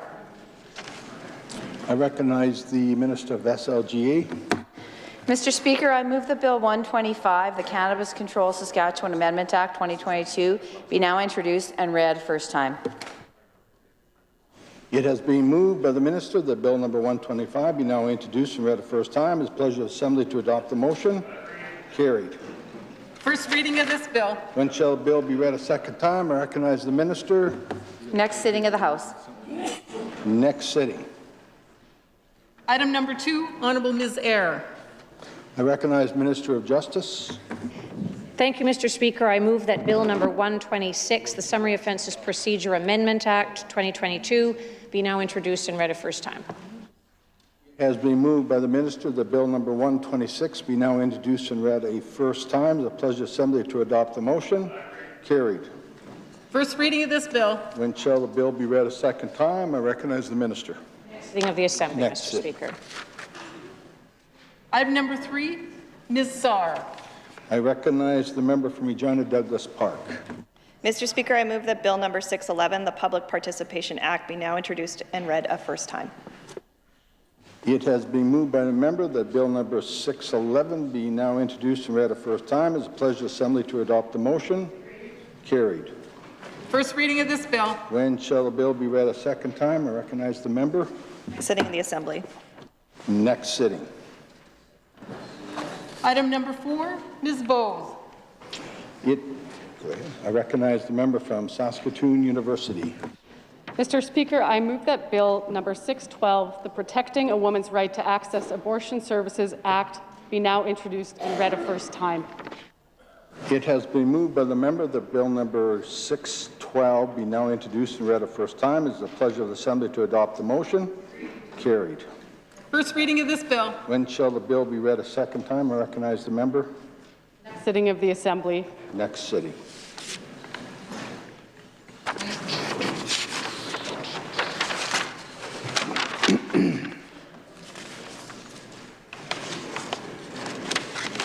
Presenting reports by standing and special committees. I recognize the Chair of the Standing Committee on Crown and Central Agencies. Mr. Speaker, I'm instructed by the Standing Committee on Crown and Central Agencies to report that it has considered certain estimates and to present its fifth report. I move that the fifth report of the Standing Committee on Crown and Central Agencies be now concurred in.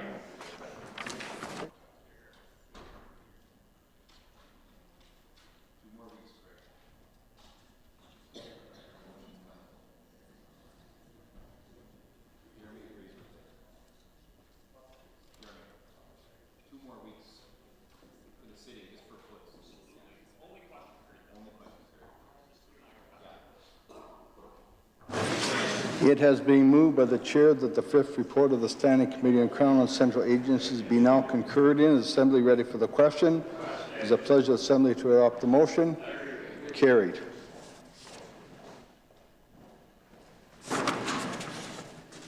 I recognize the Chair of the Standing Committee on the Economy.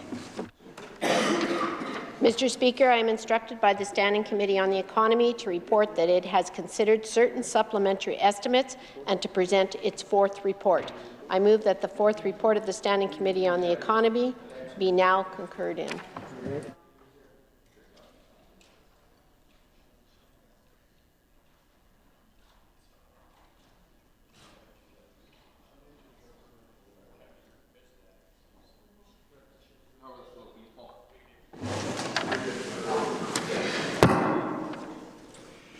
It has been moved by the Chair that the fourth report of the Standing Committee on the Economy be now concurred in. Is the Assembly ready for the question? Is it the pleasure of the Assembly to adopt the motion? Carried.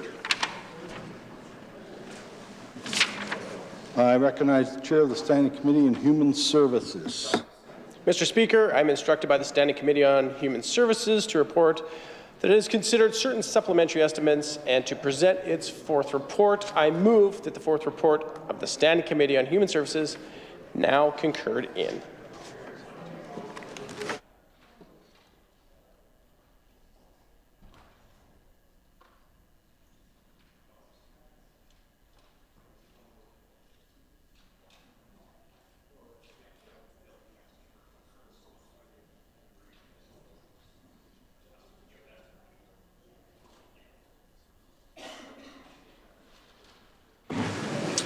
It has been moved by the chair that the fourth report of the Standing Committee on Human Services be now concurred in. Is the Assembly ready for the question? It is the pleasure of the Assembly to adopt the motion.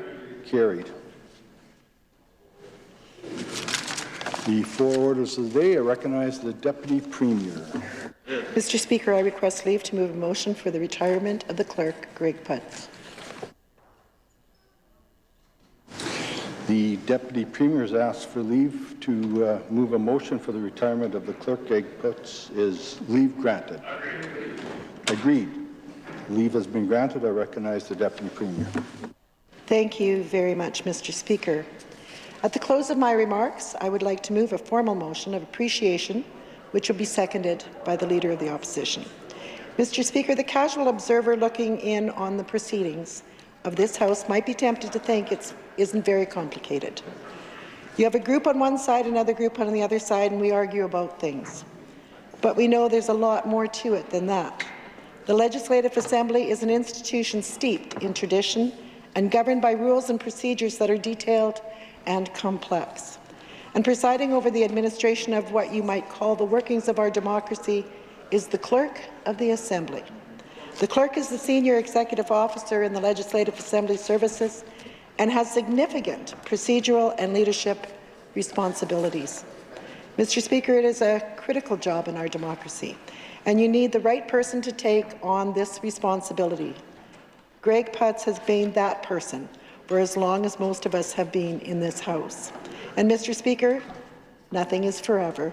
Today, it is with mixed emotions that we congratulate Greg on his much-deserved retirement and thank him for his exemplary service to this Assembly and to the entire province. Mr. Speaker, Greg has worked a total of 36 years in this Assembly, including 16 years as clerk. That is a long, long time. When Greg started here, Ronald Reagan was the president. The Canadians were hoisting the Stanley Cup. And the biggest movie in the box office was Top Gun, and shockingly, this year, the year Greg is retiring, the biggest movie is once again Top Gun. And now, Mr. Speaker, someone in the House will have to explain those references to the Minister of Highways because he wasn't even born when Greg began his career in this Assembly. Mr. Speaker, Greg has worked alongside 5 premiers, 10 speakers, I repeat, 10 speakers, and too many MLAs to count. And he has served diligently and professionally in the best tradition of Saskatchewan's public service. Mr. Speaker, should also be said that Greg has served this Assembly impartially. As clerk, he's been witness to history. He's had a front row seat for the best and the worst, moments of high drama and, no doubt, long stretches of tedium as well. Through it all, Greg has been an impassive observer, conscientiously tending to his duties on behalf of the Assembly and the people of this province.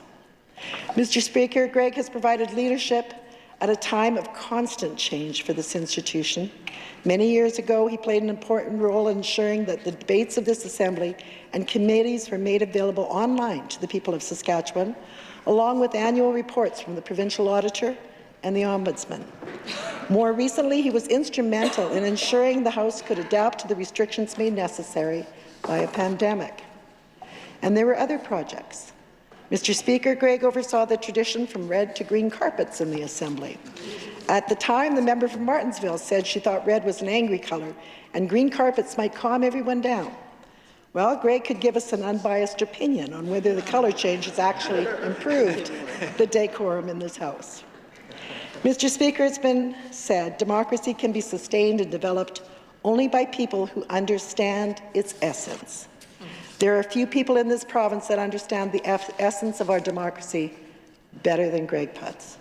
There are few people who have done more in their lifetime to sustain our democracy than Greg Putz. Every member in this Assembly has benefited from Greg's wisdom and guidance at one time or another, and we are grateful for his advice and support. We are grateful for everything Greg Putz has done for this institution and for the province of Saskatchewan. Greg, we wish you the very best in your retirement. So, Mr. Speaker, let me make a formal motion, and I move, seconded by the Leader of the Opposition, that the members of this House desiring to record their respectful appreciation for the distinguished service of almost 36 years rendered by Mr. Gregory Putz to this legislature, including 16 years as clerk, and acknowledging the dedication and dignity he brought to that office, designates him as honorary officer of this Legislative Assembly with an entry to the chamber and a seat at the table on all ceremonial occasions. I so move, Mr. Speaker. Hear, hear.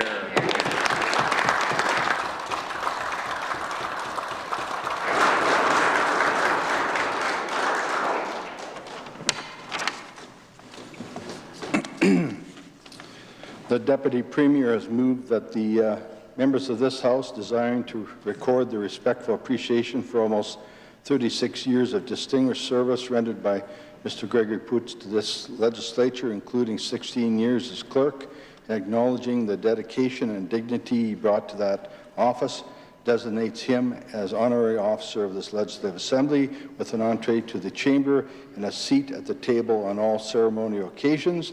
Is the Assembly ready for the question? I recognize the Leader of the Opposition. Thank you, Mr. Speaker. It is an honour to rise this afternoon and second this motion put forward by the Deputy Premier. And it is an honour to deliver these remarks in front of my colleagues, but especially in front of you, Greg, and your family who are here with us today. Hear, hear. I think all of us will have fond memories of Greg and conversations that we've had, but I think of one in particular where Greg and I got to talking about families. And I recall the pride and obvious affection that you expressed about your family. And I do hope, as much as we are very sad to lose you, that this retirement affords you some well-earned time with your beautiful family. Great. 36 years, Mr. Speaker, 16 years as clerk. Deputy Premier noted how many premiers, I'm not sure how many how many leaders of the official opposition. I suspect it's perhaps a higher number than that.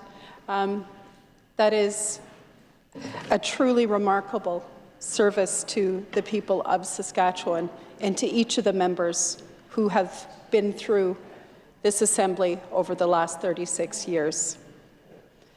Now, Mr. Speaker, if you Google Greg's name in on your Google device, you won't find very much there. To get to know Greg, you need to spend some time with him or in this Assembly to see how very well served we have been by him and how humble a servant he is to the people of this province. Born in Moose Jaw, graduated with a BA in Honours from the University of Regina in '82 and an MA in History from the University of Ontario in 1984. Mr. Speaker, we are very lucky indeed that Greg chose to spend the bulk of his career here with us in this Assembly. Professional, discreet, honest, trustworthy, those are all attributes that we all know Greg to have, and we're very thankful for. On behalf of the official opposition, Mr. Speaker, I wish to thank you, Greg, for your decades of service to this Assembly, to the people of our province, and wish you health and happiness in your well-deserved retirement. And with that, it is, Mr. Speaker, it is my honour again to second the motion put forth by the Deputy Premier. You're here. Recognize the Government House Leader. Thank you very much, Mr. Speaker. It's my pleasure to rise to speak to the motion, and I know just by way of observance, right at the very start of my brief remarks, the Deputy Premier moved the motion, the Leader of the Opposition seconded. I know Greg was probably thinking, This motion doesn't actually need a seconder. Greg has explained this to me before. Only 2 motions actually need seconders, and they're only for special order debates, Mr. Speaker, in the chamber. And we only have 2 special order debates, and that is to do with the speech from the throne, or reply to the speech from the throne, and the budget debate. So these are the kind of really interesting discussions Greg and I have had the chance to have many over the past 15 years in this chamber. But it's also what makes him so incredibly good in the job that he has done with such distinction, Mr. Speaker. And as I said, I don't have lengthy remarks, but the Deputy Premier explained what the role of the clerk is in a technical and formal way. The clerk really is responsible for a whole number of official duties, the printing of the orders of the day, the votes and proceedings, the custodian of records, custody of proposed legislation through all stages and proceedings, an obligation to treat members equally. But it goes far beyond just those technical duties, Mr. Speaker. The clerk really is at the very center of everything that happens in this chamber and in this building. The clerk is the leader of the team that sits at this table right here in front of us.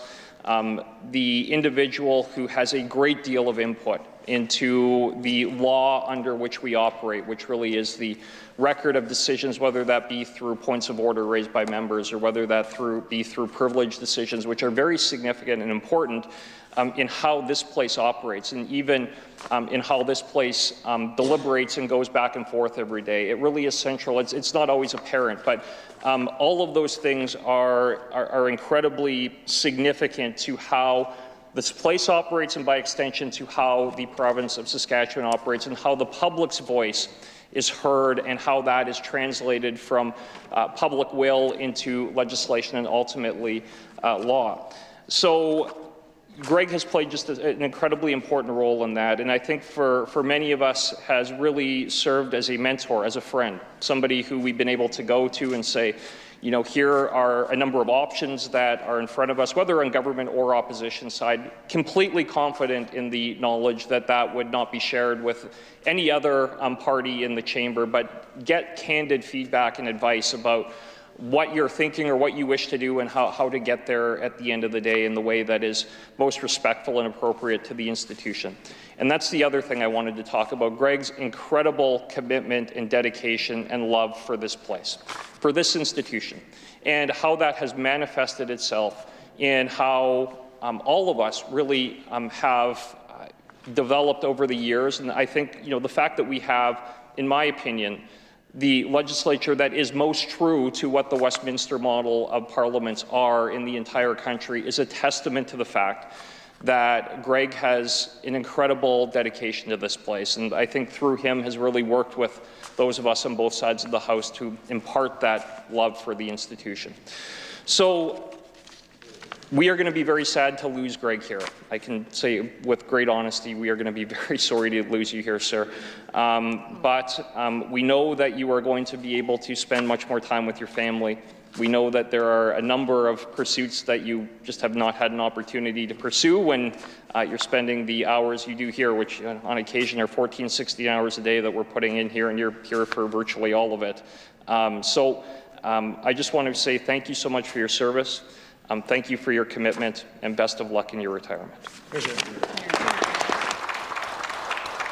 Recognize the Opposition House Leader. Thank you, Mr. Speaker. It's an honor.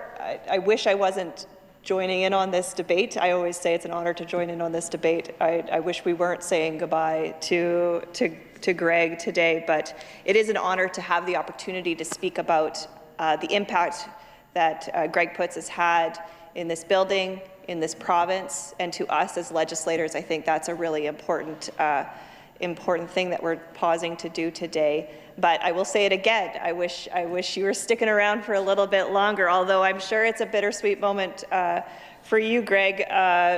Know that you will be very much missed here. I'm sure you're very excited, as has been said, to spend more time with family, spend more time doing the other things that you love other than your work, other than legislative procedure. And that reminds me to both thank your family for being here today, but also thank them for giving us so much of Greg over the years. Truly, we know, as we've said this before, we say this as legislators, that we all do this on the backs of, with the support of our families. And that goes for everybody that works in this chamber, including the folks sitting at the middle desk. So thank you. Thank you for your dedication. Thank you for the sacrifices you made to allow us to be able to have Greg here, to be able to lean on his wisdom and his guidance. And on behalf of, with the government House Leader, on behalf of all House Leaders who've preceded the two of us, let us both say thank you so much. Your brilliance, your steady, thoughtful advice, as an example for today, your ability to not necessarily show maybe what you're thinking when we make minor procedural errors. At least you're not expressing them to us, and we're very grateful for that, allowing us to fumble our way through our legislative duties. Greg, just thank you so much. I know I've personally benefited from your thoughtful, steady guidance and wisdom, and I know that all of those here who are sitting here in the chamber and all of those who came before us during your very long time here in the Assembly have benefited from that. Like I said, I'm sure you have mixed emotions about your retirement. I'm sure there's a level of excitement, and I hope there's a bit of a level of sadness as well, being here, not being able to be here anymore. But I'm so excited for you and your family and this next chapter in your life. As has been said, you're not a stranger in this building. You never will be, and I'm grateful to that. Please know that we very much appreciate your service, and thank you for all that you've done, both in furthering democracy, preserving and loving the Westminster system, as was said by the Government House Leader, and for giving so much of your time and your wisdom and your guidance to this province. Thank you so much.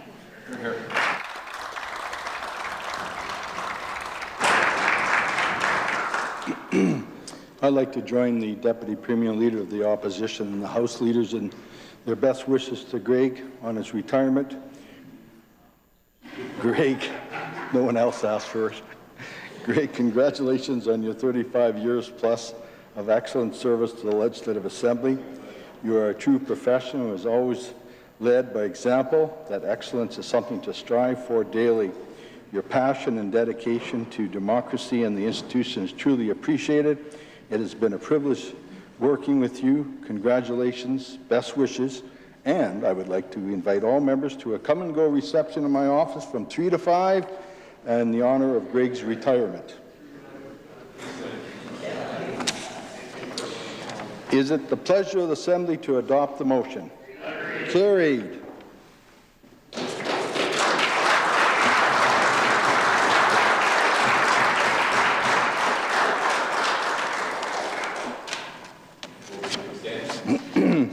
Orders of the day, written questions. Written question number 70, asked by Ms. Young. I recognize the Deputy Whip. Questions 70 to 76. Questions 70 to 76 have been ordered. Government orders, Committee of Finance, I do now leave the chair.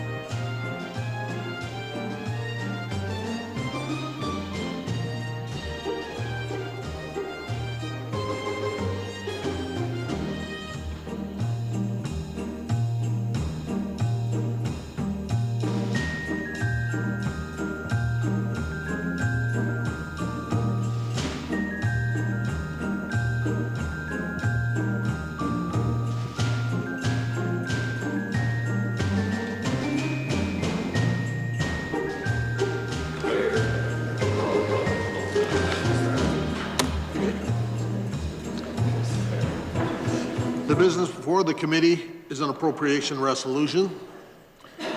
I recognize the Minister of Finance.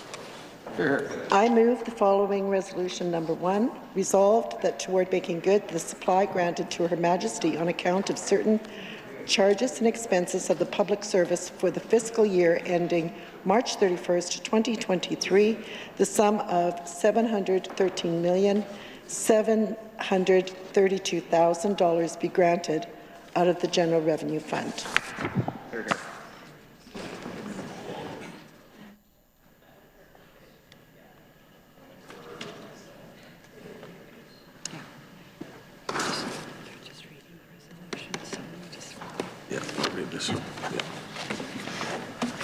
Minister of Finance to move resolution number 1. Resolved that towards making good the supply granted to His Majesty on account of certain charges and expenses of the public service for the fiscal year ending March 31st, 2023, the sum of $713,732,000 to be granted out of the General Revenue Fund. Is it the pleasure of the committee to adopt the motion? Carried.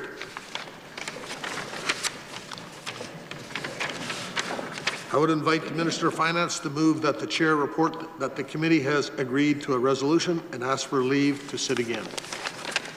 Mr. Chair, I move that the committee rise and that the Chair report that the committee has agreed to a resolution and ask for leave to sit again. It has been moved by the Minister of Finance that the Chair report that the committee has agreed to a resolution and ask for leave to sit again. Is that agreed? Carried.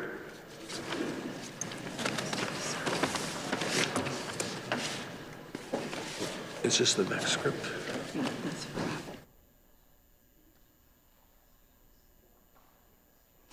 See, it said his in here. yes. That's So right. good there. Yeah, no, that's right. That's good. So when we cut now.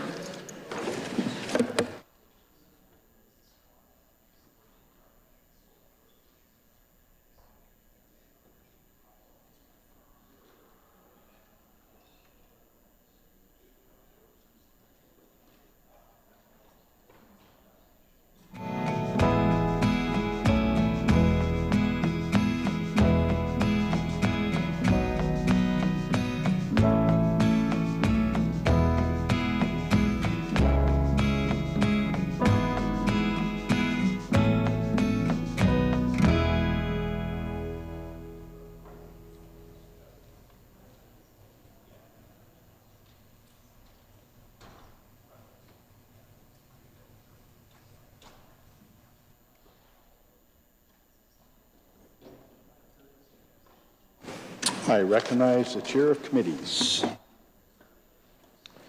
Mr. Speaker, the Committee of Finance has agreed to a resolution and has instructed me to report the same and to ask for leave to sit again. When shall the resolution be read the first time? I recognize the Minister of Finance. I move that the resolution be now read the first and second time. Is it the pleasure of the Assembly to adopt the motion? Carried. First and second reading of the resolution. When again, I recognize the Minister of Finance. Next sitting, Mr. Speaker. Next sitting, pursuant to Rule 32(1)D, the Minister of Finance shall move first reading of the appropriation bill. I recognize the Minister of Finance. I move that Bill number 127, the Appropriation Act 2022, number 2, be now introduced and read the first time. The Minister of Finance has moved that Bill number 127, Appropriation Act 2022, number 2, be now introduced and read the first time. Is it the pleasure of the Assembly to adopt the motion? Carried. First reading of this bill. When shall the bill be read a second time? I recognize the Minister of Finance. With leave and pursuant to Rule 32(1)E, I request that Bill number 127, the Appropriation Act 2022, number 2, be now read a second and third time. The Minister of Finance has asked for leave to move second and third reading of Bill number 127, the Appropriation Act 2022, number 2. Is leave granted? Leave has been granted. I recognize the Minister of Finance. Mr. Speaker, I move that Bill number 127, the Appropriation Act 2022, number 2, be now read a second and third time. It has been moved by the Minister of Finance that Bill number 127, Appropriation Act 2022, number 2, be now read a second and third time. Is the Assembly ready for the question? Is it the pleasure of the Assembly to adopt the motion? Carried. Second and third reading of this bill.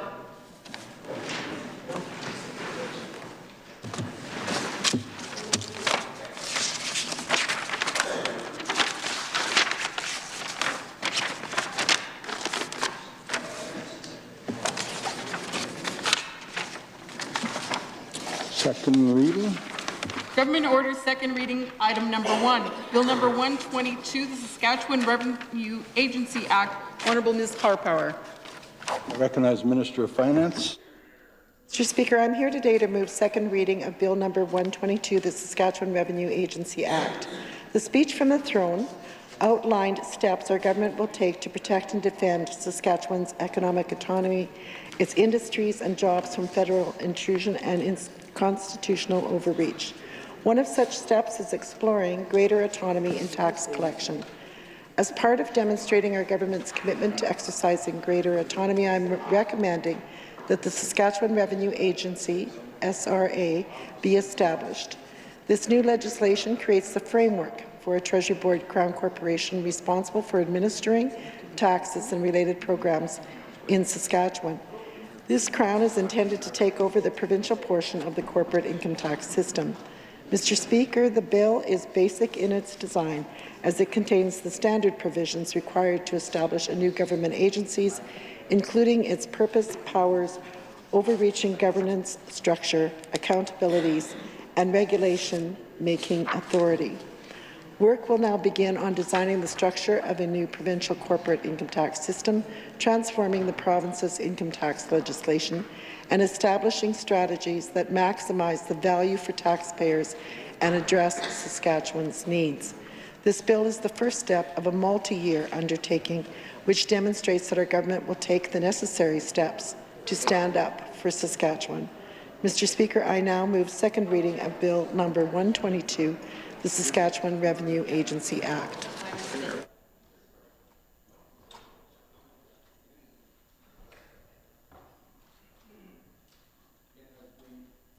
It has been moved that Bill number 122 be now read a second time. Is the Assembly ready for the question? I recognize the member from Regina Douglas Park. Thank you, Mr. Speaker. It's my honour to rise in debate today to enter into the discussion around Bill number 122, the Saskatchewan Revenue Agency Act. Mr. Speaker, the minister opposite just said that the underlying basis for this bill is to protect and defend economic autonomy. Mr. Speaker, the critic for this bill has said it very well. I can't think of a better way to say that this is clearly nothing more than this government virtue signaling in a way that frankly nobody has asked for. I can tell you that the businesses, that people of this province have not asked this government for more bureaucracy, for more red tape, Mr. Speaker, wanting to file 2 sets of income taxes. Mr. Speaker, this is a government that, including in question period today, can't explain why they are doing this, other than this virtue signaling statement about defending economic autonomy and government or federal government overreach. Can't say how much it will cost. Can't defend this bill, Mr. Speaker. It's classic Sask Party government move to table legislation and then talk about reaching out and consulting. Mr. Speaker, any government worth its salt would do some consultations prior to taking a fairly major first step in terms of introducing legislation. I know I have several colleagues who are going to be very keen to enter into this debate, so in order to allow that discussion, I am prepared now to move to adjourn debate on Bill number 122. Member has moved to adjourn debate. It is a pleasure of the Assembly to adopt the motion. Carried. Second readings, item number 3, Bill number 124, the Alcohol and Gaming Regulation Amendment Act 2022. Honourable Ms. Carr. Recognize the Minister of SLGA. Thank you, Mr. Speaker. It's my privilege to rise and give second reading to Bill number 124, the Alcohol and Gaming Regulation Amendment Act 2022. This bill will reduce red tape in the liquor sector by providing local authorities discretion to designate public areas for consumption of alcohol, streamlining processes that will benefit current and new businesses, and increasing flexibility to businesses. There are minor amendments in this bill to update outdated language and references. However, I will highlight the more substantive amendments today. Public consumption. Through amendments to this Act, we will be providing municipalities, regional park authorities, provincial parks, and the governing bodies of Wascana Park, Meewasin Valley, and Waccamaw Valley discretionary authority to designate outdoor public spaces for the consumption of alcohol.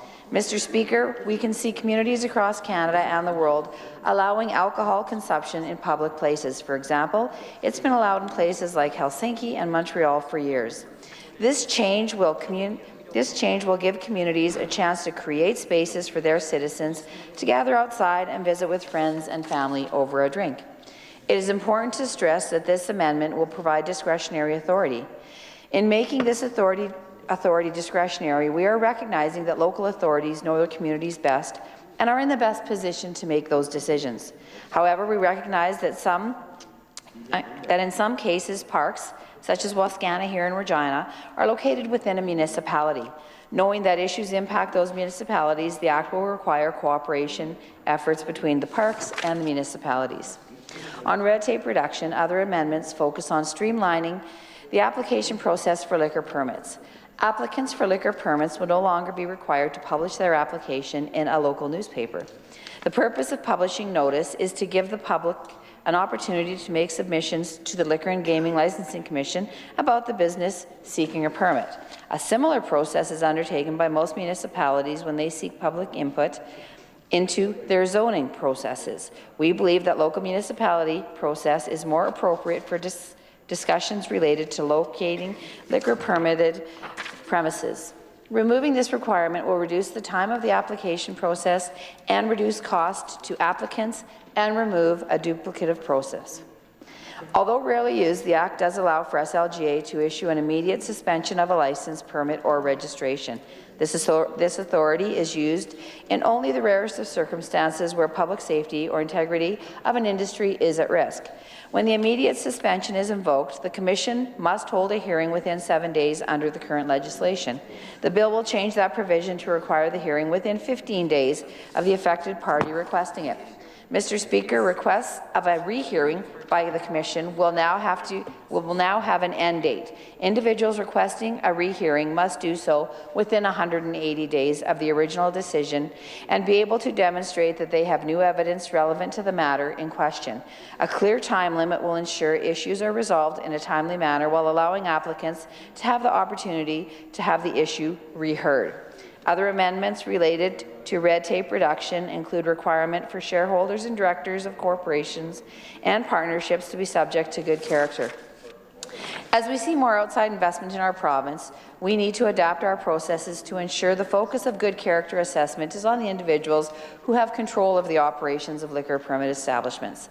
Shareholders or directors of parent companies located in other provinces have little to do with the operations, and conducting good character assessments is time-consuming and costly. The proposed amendment will remove the prescriptive element of the good character assessment for corporations while ensuring SLGA retains the necessary authority, ensuring companies and individuals involved in the regulated liquor market are of good character assessments. Some of the amendments will increase flexibility to permit holders and consumers. For example, the requirement that permittees recork wine or specialty beer for customers is being extended to manufacturers' hospitality suites. Further, the recorking will be extended to include cider, and permittees will be given broader discretion in how they choose to reseal the product. Permittees will be required to seal the product in a manner that makes it apparent if the seal has been opened or tampered with, but prescriptive requirements around recorking are being removed. As well, individuals will have the ability to serve homemade beer, wine, and cider at family events, subject to special occasion permits. In this situation, homemade will include wine, beer, or cider created at a Vin or U Brew. Examples of family events where this change will apply include weddings or anniversary parties. The product can only be served and cannot be sold. And finally, Mr. Speaker, amendments will increase SLGA's responsibility around providing notice to municipalities and First Nations that have not had a retail store or permitted premises in operation for 12 months or more. Manufacturing facilities can present the same concerns for a community as a retail liquor store, restaurant, or tavern. Aligning manufacturing with processes in place provides the opportunity for community input where there is currently no liquor store. These changes have been put forward after consultation with stakeholders and industry. I was also pleased to hear of the support from the critic opposite, who seems to support much of our SLGA reform agenda. With that, Mr. Speaker, I will conclude my remarks and move second reading of the Bill 124, the Alcohol Gaming Regulation Amendment Act 2022. Thank you. It has been moved that Bill number 124 be now read a second time. Is the Assembly ready for the question? Recognize the member from Regina Douglas Park. Thank you, Mr. Speaker. It's my honour to rise into the debate on Bill number 124, the Alcohol and Gaming Regulation Amendment Act. I'm going to slide past the minister's end comments that she made at the end, just the conclusion of several pretty classless comments that she's made today in remarks to the critic opposite. I know the critic opposite is going to be doing, my colleague, the good member MLA for Meewasin, is going to be doing a lot of outreach and consultation with respect to this piece of legislation. Mr. Speaker, I know the minister doesn't like to talk to members from SLGA, to the broader community. I know that the critic opposite is going to be doing that good work, and in order to facilitate that work and the comments from colleagues that I know are going to want to enter in this debate, I'm prepared at this stage to move to adjourn debate on this bill. Member has moved to adjourn debate. It is a pleasure of Assembly to adopt the motion. Carried. Government orders second reading item number 2. Bill number 123, the Election Amendment Act 2022. Honourable Ms. Eyre. I recognize the Minister of Justice and Attorney General. Thank you, Mr. Speaker. I rise today to move second reading of the Election Amendment Act 2022. On October 17, 2022, Mr. Speaker, the Chief Electoral Officer released Volume 4 of the report on the 29th general election. That report contained recommendations to update and modernize the Election Act 1996.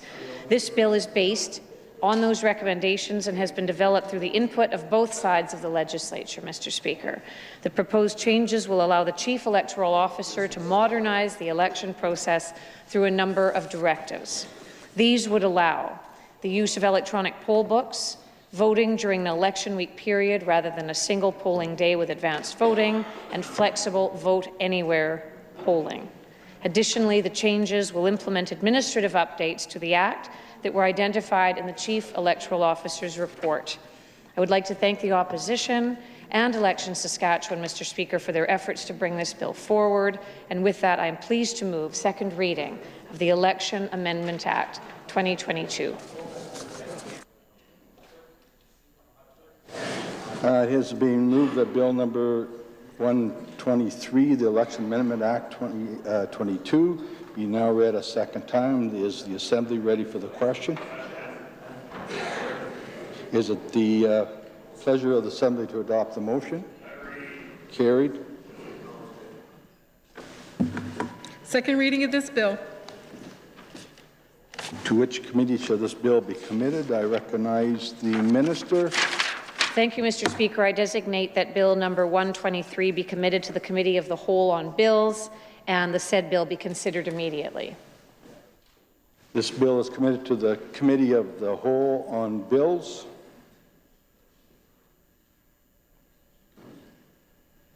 Committee of the Whole on Bills. I do now leave the chair for the Assembly to go to the Committee of the Whole on Bills.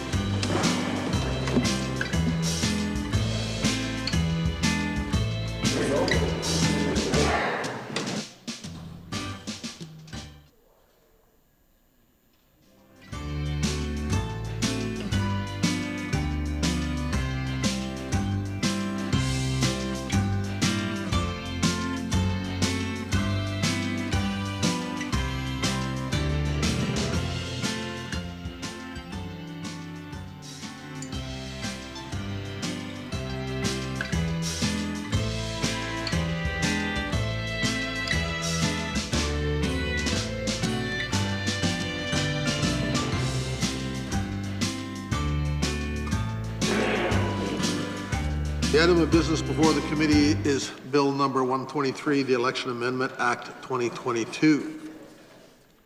Clause 1, short title. Is that agreed? Carried. Clause 2. Is Clause 2 agreed? Clause 3. Okay. Clause 4. Is Clause 4 agreed? Carried. Clause 5. Is Clause 5 agreed? Carried.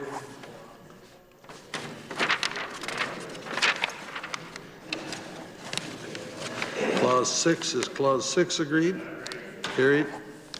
Clause 7. Is Clause 7 agreed? Clause 8. Is Clause 8 agreed? Carried. Clause 9. Is Clause 9 agreed? Carried. Clause 10. Is Clause 10 agreed? Carried. Clause 11. Is Clause 11 agreed? Carried. Clause 12. Is Clause 12 agreed? Clause 13. Is Clause 13 agreed? Clause 14. Is Clause 14 agreed? Carried. Clause 15. Is Clause 15 agreed? Carried. Clause 16. Is Clause 16 agreed? Clause 17. Is Clause 17 agreed? Clause 18. Is Clause 18 or carried? Clause 18. Is 18 agreed? Carried. Clause 19. Is Clause 19 agreed? Carried. Clause 20. Is Clause 20 agreed? Carried. Clause 21. Is Clause 21 agreed? Carried. Clause 22. Is Clause 22 agreed? Carried. Clause 23. Is Clause 23 agreed? Carried. Clause 24. Is Clause 24 agreed? Carried. Clause 25. Is Clause 25 agreed? Carried. Clause 26. Is Clause 26 agreed? Carried. Clause 27. Is Clause 27 agreed? Clause 28. Is Clause 28 agreed? Carried. Clause 29. Is Clause 29 agreed? Carried. Clause 30. Is Clause 30 agreed? Carried. Clause 31. Is Clause 31 agreed? Carried. Clause 32. Is Clause 32 agreed? Carried. Clause 33. Is Clause 33 agreed? Carried. Clause 34. Is Clause 34 agreed? Carried. Clause 35. Is Clause 35 agreed? Carried. Next one's scheduled. 36. 36. Yeah. Clause 36. Is Clause 36 agreed? It's 37. Clause 37. Okay. 37. Clause 37. Okay. Okay. I thought it was we were close to the schedule. Clause 37. Is Clause 37 agreed? 38. Clause 38. Is Clause 38 agreed? Force, right? Yeah. Coming into force. Okay.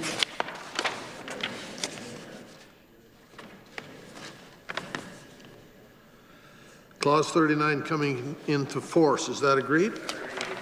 Carried. Is the schedule agreed?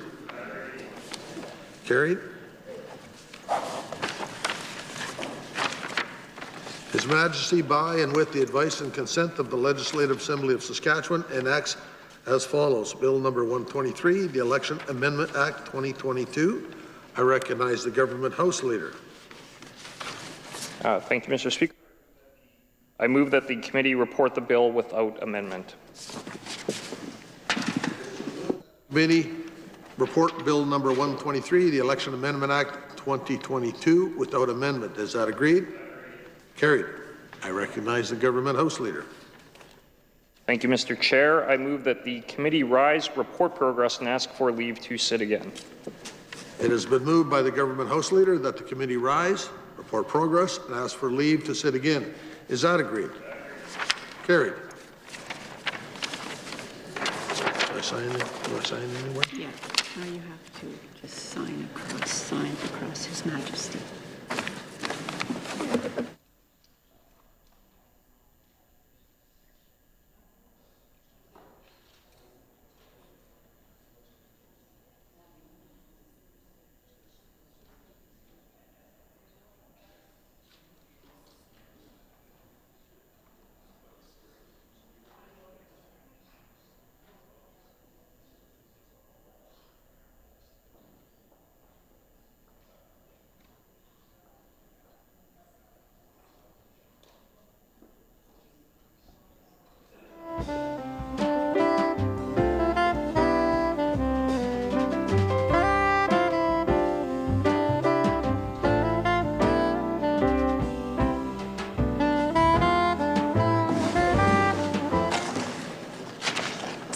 I recognize the chair of committees.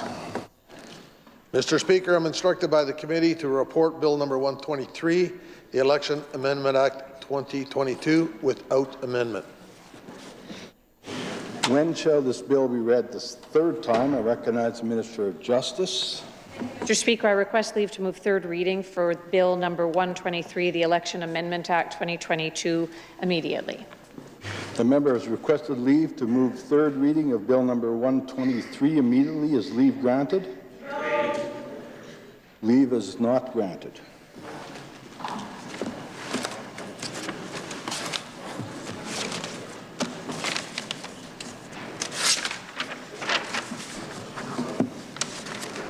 Royal Sent. Are we ready? Got my script? I'm advised that His Honour the Minister is here for royal assent. All please rise.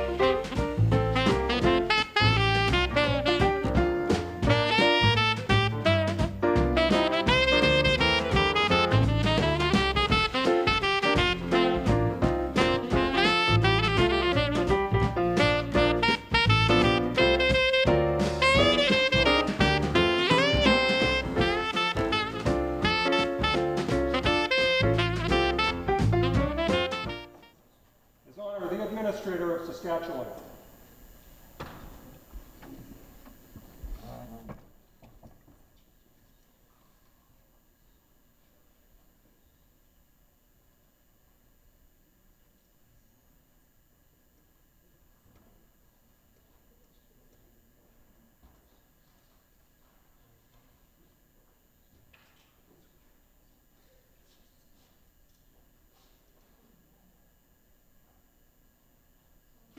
Pray be seated.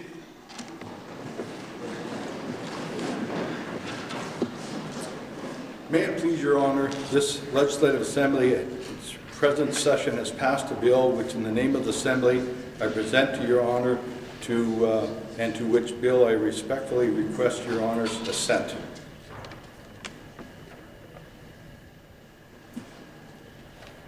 Your Honor, the bill is as follows. Bill number 119, the Representation Act 2022. In His Majesty's name, I assent to this bill.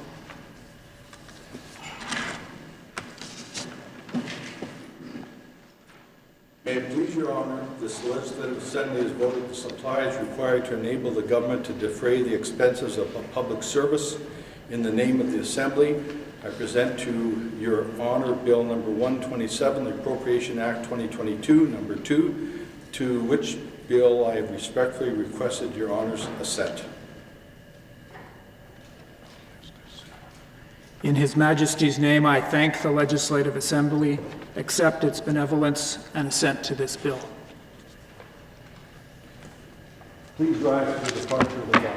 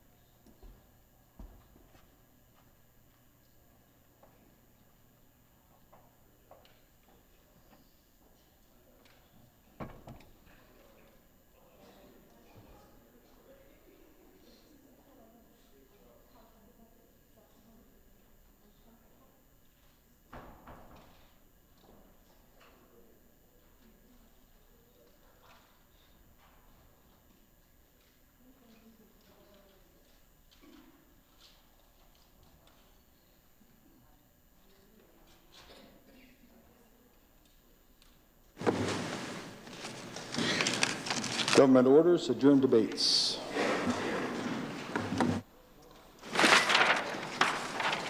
Item number 1, resume debate on the second reading motion for Bill number 101, the Child and Family Services Amendment Act 2022. Ms. Mowat. Recognize him. Saskatoon Centre. Miigwech, Mr. Speaker. I am pleased to rise to enter my comments on Bill number 101, the Child and Family Services Amendment Act. This is a bill that raises the coverage for children from 16 years old to 18-year-old, and it's giving 16 and 17-year-olds an opportunity to agree to funding to live alone. And it also is a bill that is prioritizing familial and cultural continuity for decisions about Indigenous children. So, and it also is an act that is giving individuals having that right to request information about kids in custody, though the ministry has the right to refuse it if the ministry sees there's opposed to danger. It's important to recognize that 16 and 17-year-olds be offered independence. You know, they still need that support, and they deserve to be protected, and they also deserve that they have the rights. So the transition period for 18-year-olds is not clear, and it shouldn't be. They shouldn't be cut off on their 18th birthday. You know, I think about this bill, and I think about any time. Well, first of all, I think about those that have been impacted by the 60 scoop, and especially those that have become permanent wards that have been removed from their communities and not exposed. And I talk about Indigenous children that haven't had the opportunity to keep that connection to their cultural, who they are as cultural people. And I think about many young people, I guess they're adults today, who were and grandparents today who were part of that 60 scoop that didn't have that opportunity to have a connection to who they were as a people, and also that cultural continuity. You know, I think as a residential school survivor myself, and I was very privileged and honored to still see my family and still be very much a part of my cultural ceremonies. And when I think of those Indigenous children that were in care during that time, and I've had nieces and nephews that were in the custody that didn't have that opportunity that I had, and I think about them all the time, of some of the things that we take for granted. And this bill, it's important that a few years ago I had the opportunity to speak to, this is a number of years ago, on the bridging between aging out of the system.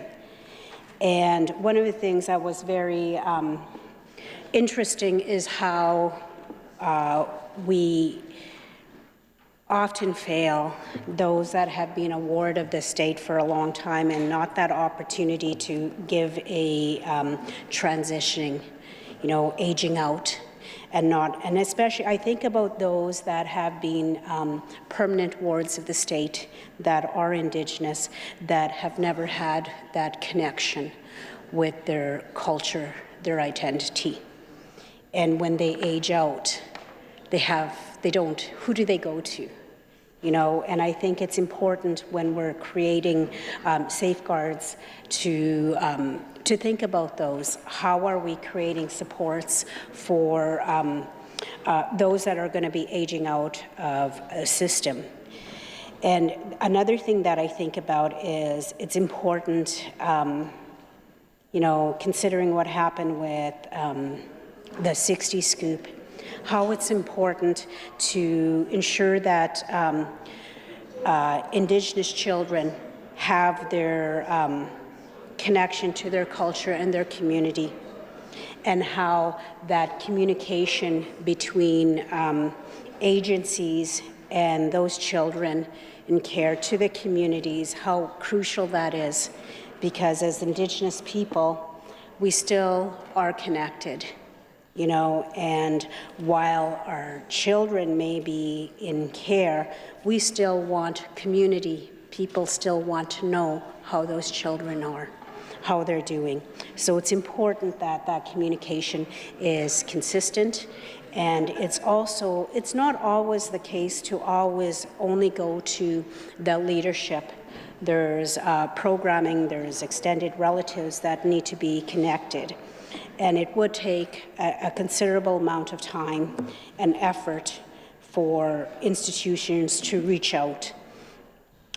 The other thing I wanted to, and I just had this today on Twitter, pop up on my Twitter feed, the FSIN, they posted just this afternoon here, probably about an hour and a half ago, they posted a tweet that and quote, First Nation child welfare matters must remain in the hands of First Nations. They are our children, and we must be the ones to raise them. So that is in support of the First Nation jurisdiction C-92 bill, end quote. So when I think about that, I think that it is important to always think about those intergovernmental issues, and in particular intergovernmental jurisdictional issues, and that communication is seamless, and that First Nation and Métis organizations like FSIN and the Métis Nation of Saskatchewan be consulted, and also tribal councils, as many of them do have child welfare. I'm also very aware of how many First Nation communities have created their own child welfare acts, and how it's important that when legislation is being created, that communication happen, and that those organizations are consulted and have input, because we want to get this right when it comes to our children. we want to make sure that we are protecting children. And it's also important to know that, like when I think about myself, when I left home, I was 15 years old, and how, you know, I was fortunate enough to, you know, I was strong-willed young girl, still very much strong-willed today, but how important that when I think of young people, especially those that are still children, but also going into adulthood, that the supports that they need. It's imperative that we create those supports so that their transition into adulthood, that there is supports in place for them to be as successful as they can be. And I think about my friend who shared, actually, this was quite timely, probably a couple months ago, when she was 16 years old, and this was back in, you know, we're in the 80s, where she left home. But she had a job, but she was apprehended and placed in foster care, and she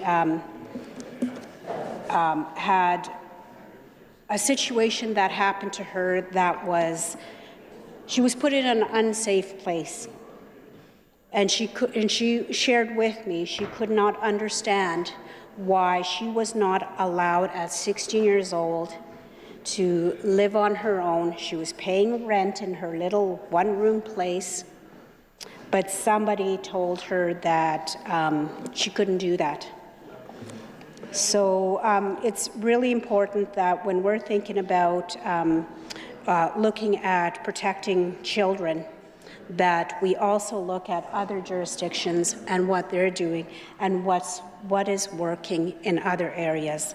And certainly it's imperative that we consult with those that also have interest in these areas. And in particular, when we're talking about Indigenous children, that whether it's FSIN, Métis Nation, tribal councils, they be engaged from the onset, and that to ensure that all parties are looking at what's in the best interest of those young people.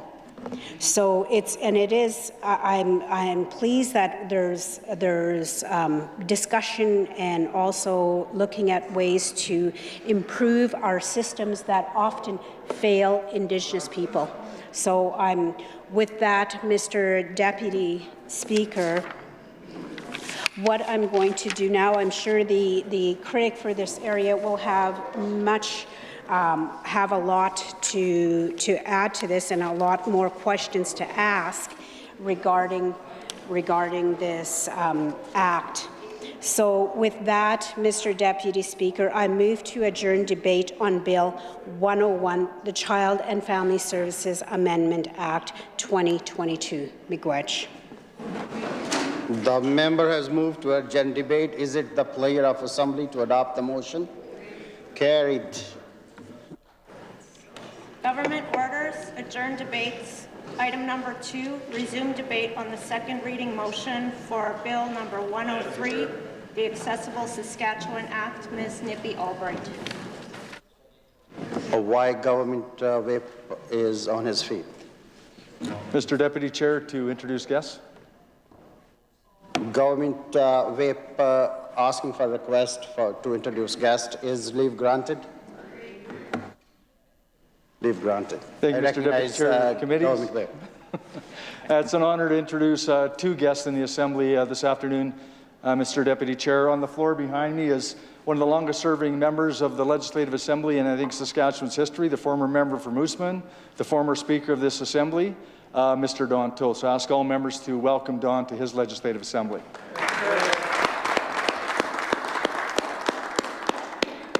And while I'm on my feet, I would also be remiss if I didn't introduce my friend and the Legislative Chaplain of the Legislative Assembly of Saskatchewan, Fred Hill, the chaplain from Leading Influence Ministries, who serves this assembly daily while we're in session, and even prays for us, I know, when we're not in session, Mr. Deputy Chair of Committee. So I ask all members to not only welcome Fred to his Legislative Assembly, but welcome him and wish him a happy 59th birthday. Thank you, Mr. Speaker.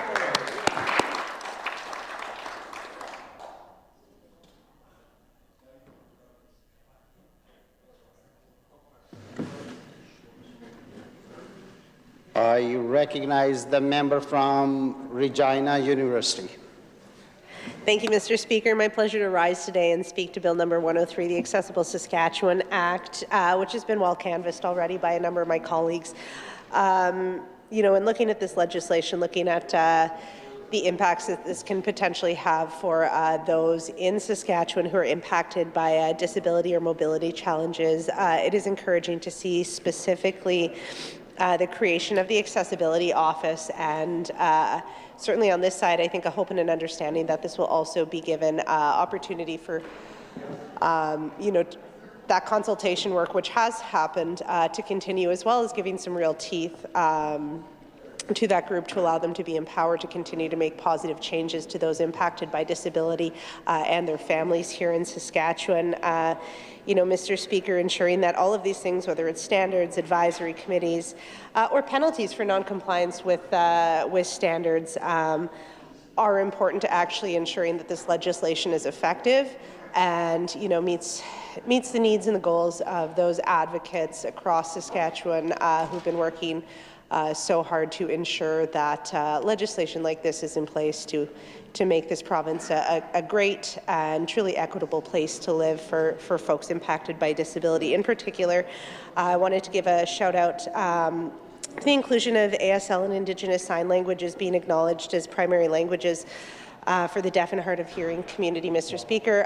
Over the course of the pandemic, we saw the inclusion of ASL in particular with broadcasts as being so important for ensuring accessible information for folks in the province. And the interpreters who did such good work on behalf of the community, often deeply impacted and more impacted by a lack of accessibility or economic uncertainty is really important. And I want to take this opportunity while I'm on my feet to recognize the good works of those folks and celebrate its inclusion in this piece of legislation. With that, Mr. Speaker, I have the utmost confidence in my colleague from Elphinstone Centre to continue her excellent outreach and to rely on those relationships, strong relationships that she has with advocates and those in the community, and look forward to her comments on this bill and its eventual work. So with that, Mr. Speaker, I move to adjourn debate on Bill number 103, the Accessible Saskatchewan Act. The member has moved to adjourn debate. Is it the pleasure of Assembly to adopt the motion? Carried.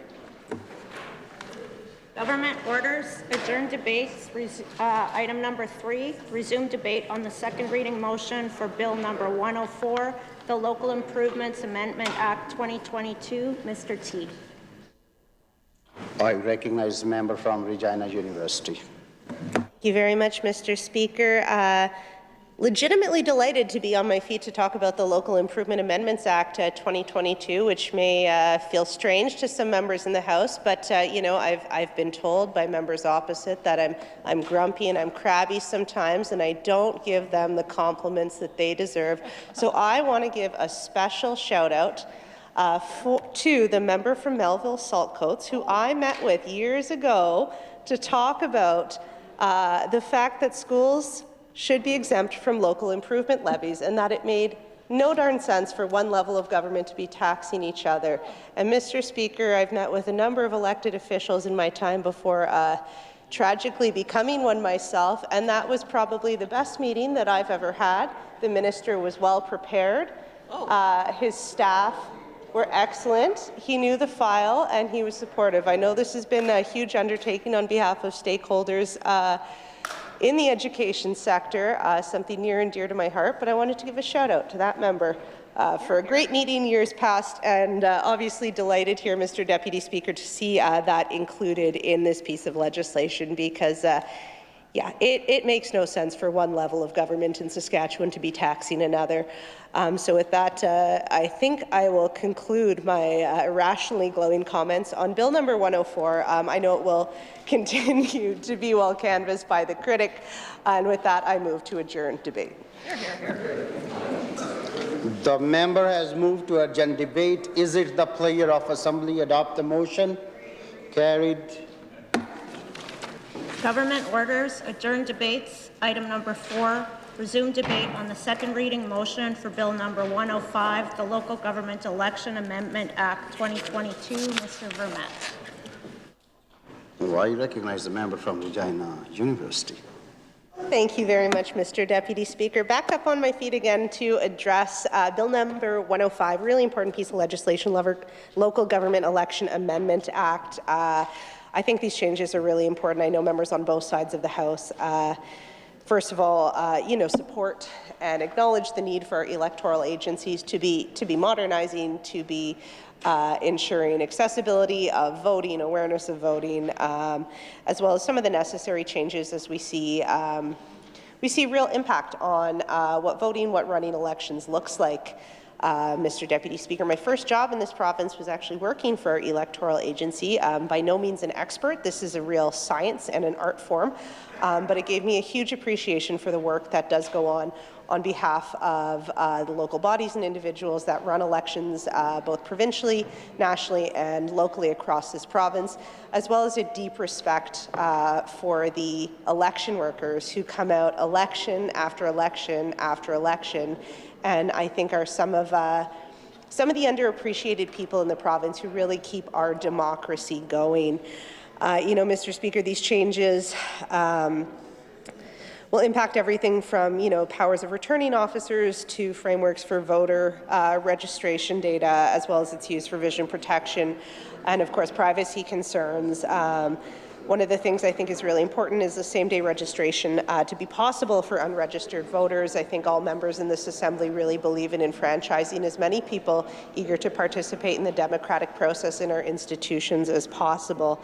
As well, I think some of the changes to modernize, are about keeping with the times and keeping with some updates to other jurisdictions that we've already seen in place across Canada and other places in the Commonwealth, while also appreciating the unique nature of Saskatchewan and our local government system, which I really just think is an absolute jewel of this province, Mr. Speaker. We've well passed Local Government Week, but recognizing the hundreds of locally elected officials, whether they're Reeves, they're in RMs, they're in local councils, municipal councils, school boards up north, Mr. Speaker. These are people truly at the grassroots of our province, closest to the community, and the impact that those local voices make on their communities, on true, genuine decision-making is part of what makes this province great. With that, Mr. Speaker, I move to adjourn debate on Bill number 105, the Local Government Election Amendment Act. The member have moved to adjourn debate. Is it the pleasure of the Assembly to adopt the motion? Carried. Government orders, adjourn debates. Item number 5, resume debate on the second reading motion for Bill number 106, the Police Amendment Act 2022. Mr. Love. I recognize a member from Saskatoon Centre. Miigwech, Mr. Deputy Speaker, I'm on my feet again to enter my remarks on the Bill number 106, the Police Amendment Act of 2022. This act is giving the minister the power to create whatever police service and decide its jurisdiction, duties, and regulations. And also, the minister can send special constables or another police service to any municipality they think isn't doing a good enough job in policing. And also, the municipality is going to be paying for this. Another thing that this bill is going to do is give the minister the authority to request any information on police service provisions from police boards or chiefs.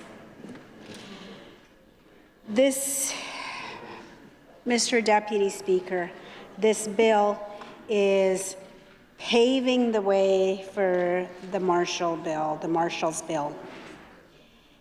This bill is offensive to the municipal police, that when the minister feels they aren't doing their job, instead of retraining or providing guidance, they just get new officers in the area to take over, and on their own dime.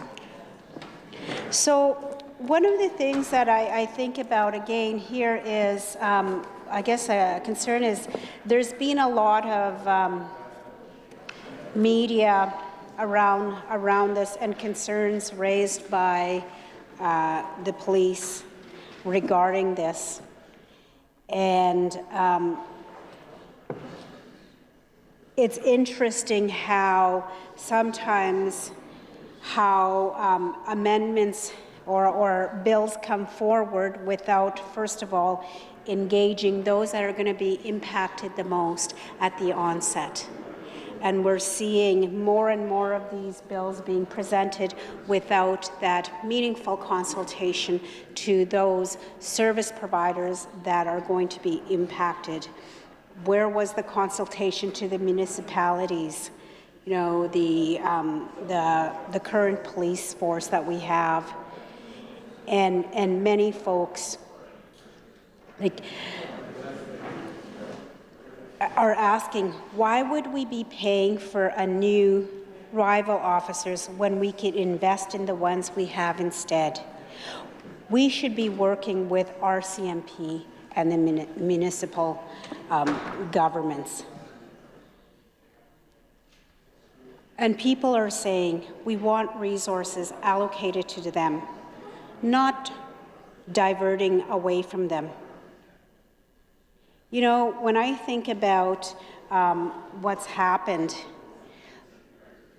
everywhere when it comes to services, those that are providing those services are stretched. And there have been issues and concerns raised by the police regarding this, and also kind of the rationale and I guess it didn't make sense. Like, why create a new service when departments today are already struggling to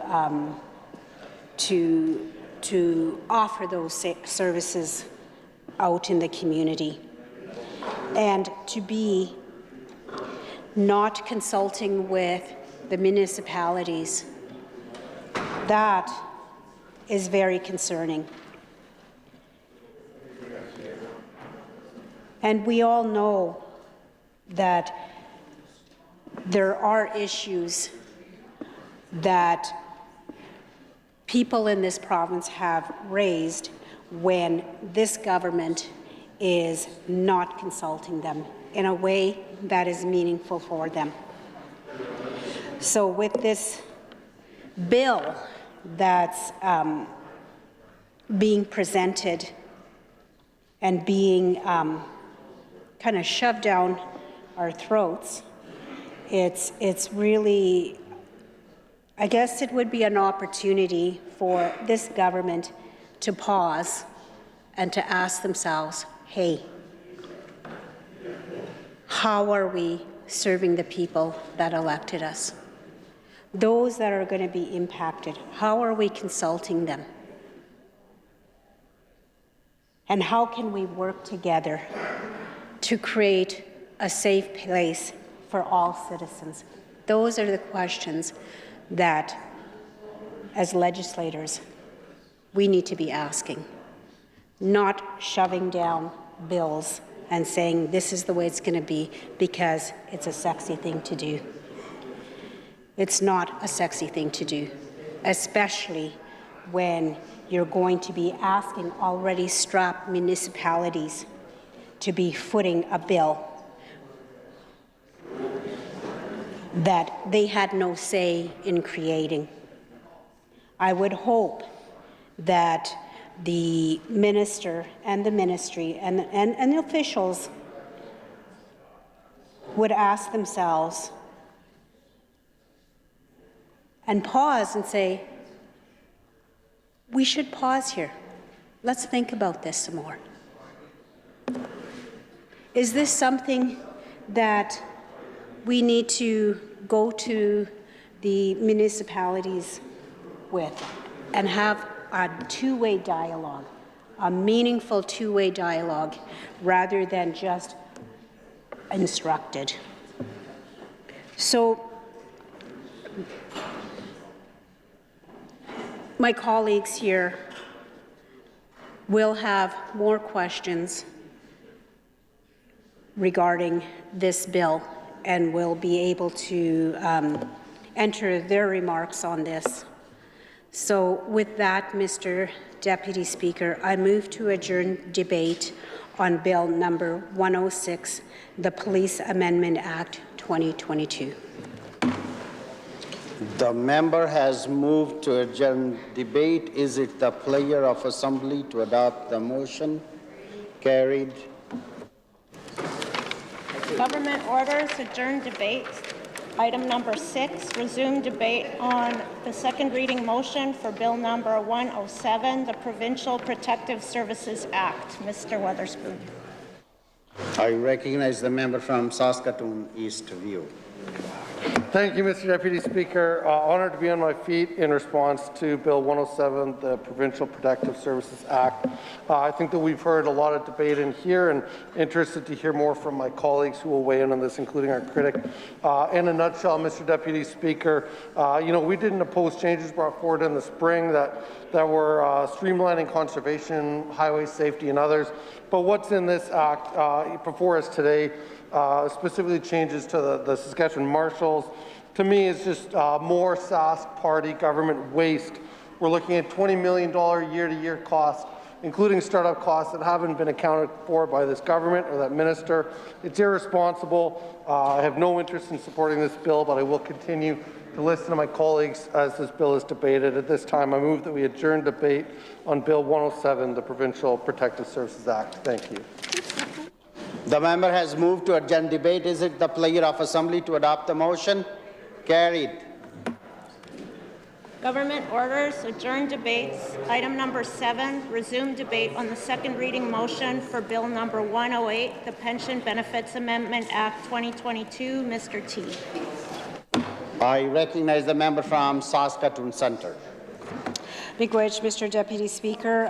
This bill, the Bill number 108, the Pension Benefits Amendment Act of 2022. So I don't have very much to add on to this bill here.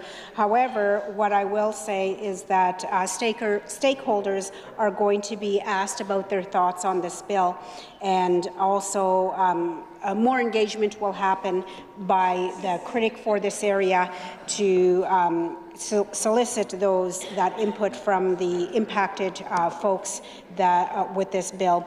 So with that, Mr. Deputy Speaker, I'm going to move to adjourn debate on Bill 108, the Pension Benefits Amendment Act 2022. The member has moved to adjourn debate. Is it the pleasure of Assembly to adopt the motion? Carried. Government orders adjourn debates. Item number 8, resume debate on the second reading motion for Bill number 109, the Trespass to Property Amendment Act 2022, number 2. Mr. Love. I recognize the member from Regina University. Thank you, Mr. Deputy Speaker. In some, Bill 109, the Trespass to Property Amendment Act, updates the last act to make crystal clear that the feds can't trespass on private land, which of course, Mr. Speaker, we're in full agreement on this side of the House. Trespassing is bad, regardless of who you work for. And, Mr. Speaker, provincial authorities already follow this legislation. The rights of landowners in this province are deeply important to us, as is the security of all people and property, Mr. Speaker. So I don't really have much more to say on this piece of interesting piece of legislation. So with that, I will move to adjourn debate on Bill 109. The member has moved to adjourn debate. Is it the pleasure of Assembly to adopt the motion? Carried. Government orders adjourn debates. Item number 9. Resume debate on the second reading motion for Bill number 110, the Wills Amendment Act 2022. Mr. Vermette. I recognize the member from Saskatoon Centre. Miigwech, Mr. Deputy Speaker. This Bill 110, the Wills Amendment Act, is pretty straightforward. It's modernizing the Wills Act to include electronic wills.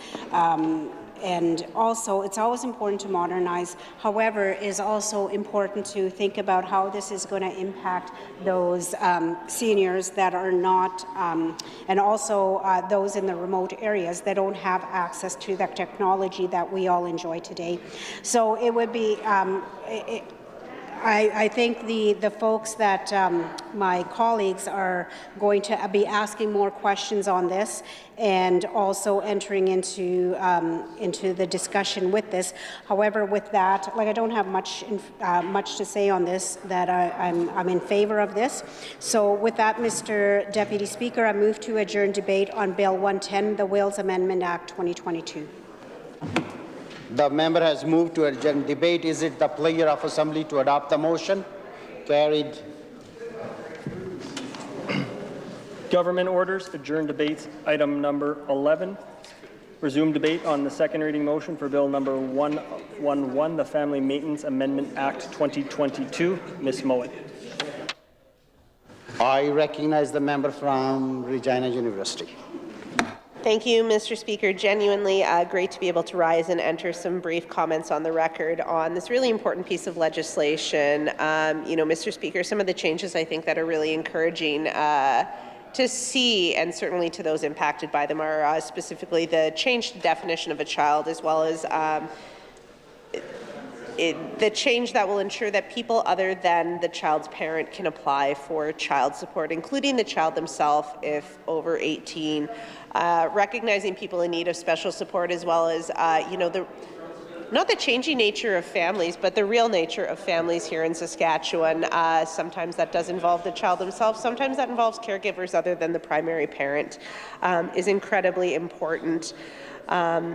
Mr. Speaker, I think especially in this affordability crisis, where far too often it's single parents who are the most vulnerable, the most impacted by economic uncertainty, is really critical, and we should do everything that we can to support children in this province, far too many of whom, as we know, live in absolute gut-wrenching, abject poverty, despite this government's, continued plea that this is growth that works for everyone. Mr. Speaker, with that, I think I will move to adjourn debate on Bill 111, the Family Maintenance Amendment Act 2022. The member has moved to adjourn debate. Is it the pleasure of Assembly to adopt the motion? Carried. Government orders adjourn debate. Item number 11. Resume debate on the second reading motion for Bill number 112, the King's Printer Act. Ms. Conway. I recognize the member from Regina University. Thank you, Mr. Speaker. Still a little bit sad to recognize these changes to legislation, switching things from, the Queen to the King. We sit here in this Assembly with a picture of Her late Majesty staring down at us, and when I was out at Agribition, I saw the good folks from the Queen printers out, and they had, very respectfully and formally had a little sign taped over updating it to King's, and it still was a reminder of change in the passage of time. With that, Mr. Speaker, I don't think there's a whole lot to canvass in this bill, but let us all take a moment to celebrate all of Saskatchewan's fine local printers. And with that, I move to adjourn debate.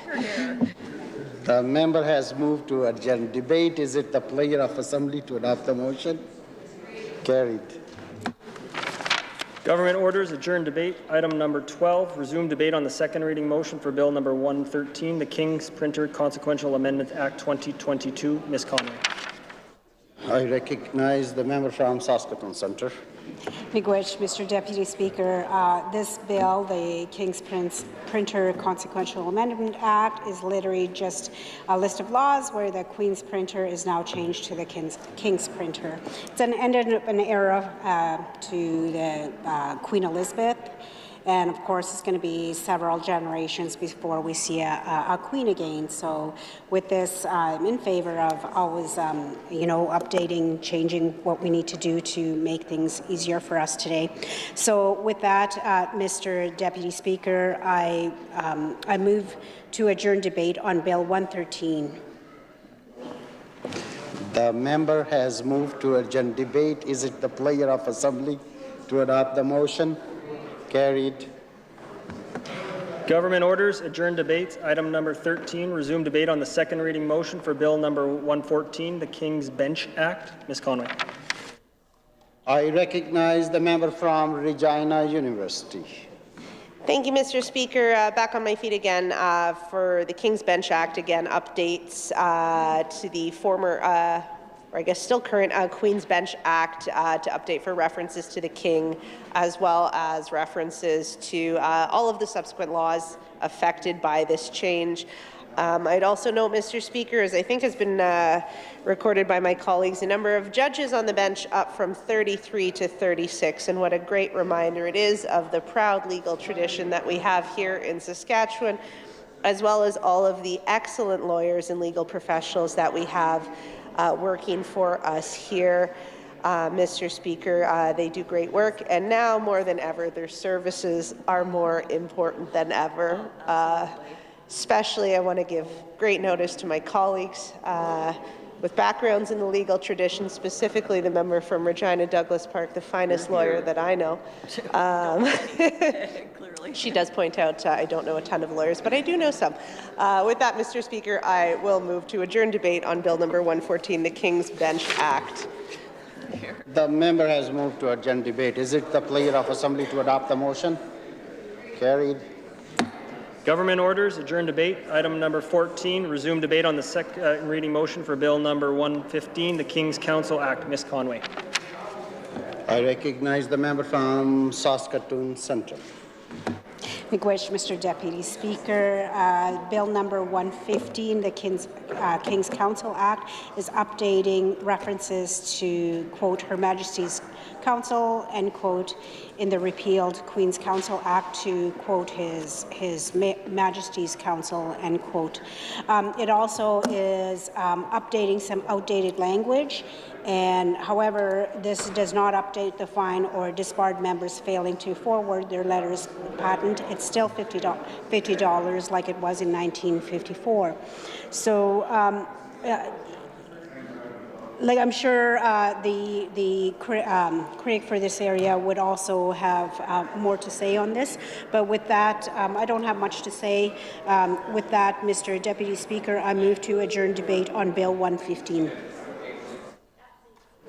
The member has moved to adjourn debate. Is it the pleasure of Assembly to adopt the motion? Carried. Government orders, adjourn debate. Item number 15, resume debate on the second reading motion for Bill number 116, the Plant Health Act. Ms. Conway. I recognize the member from Regina University. Thank you very much, Mr. Speaker.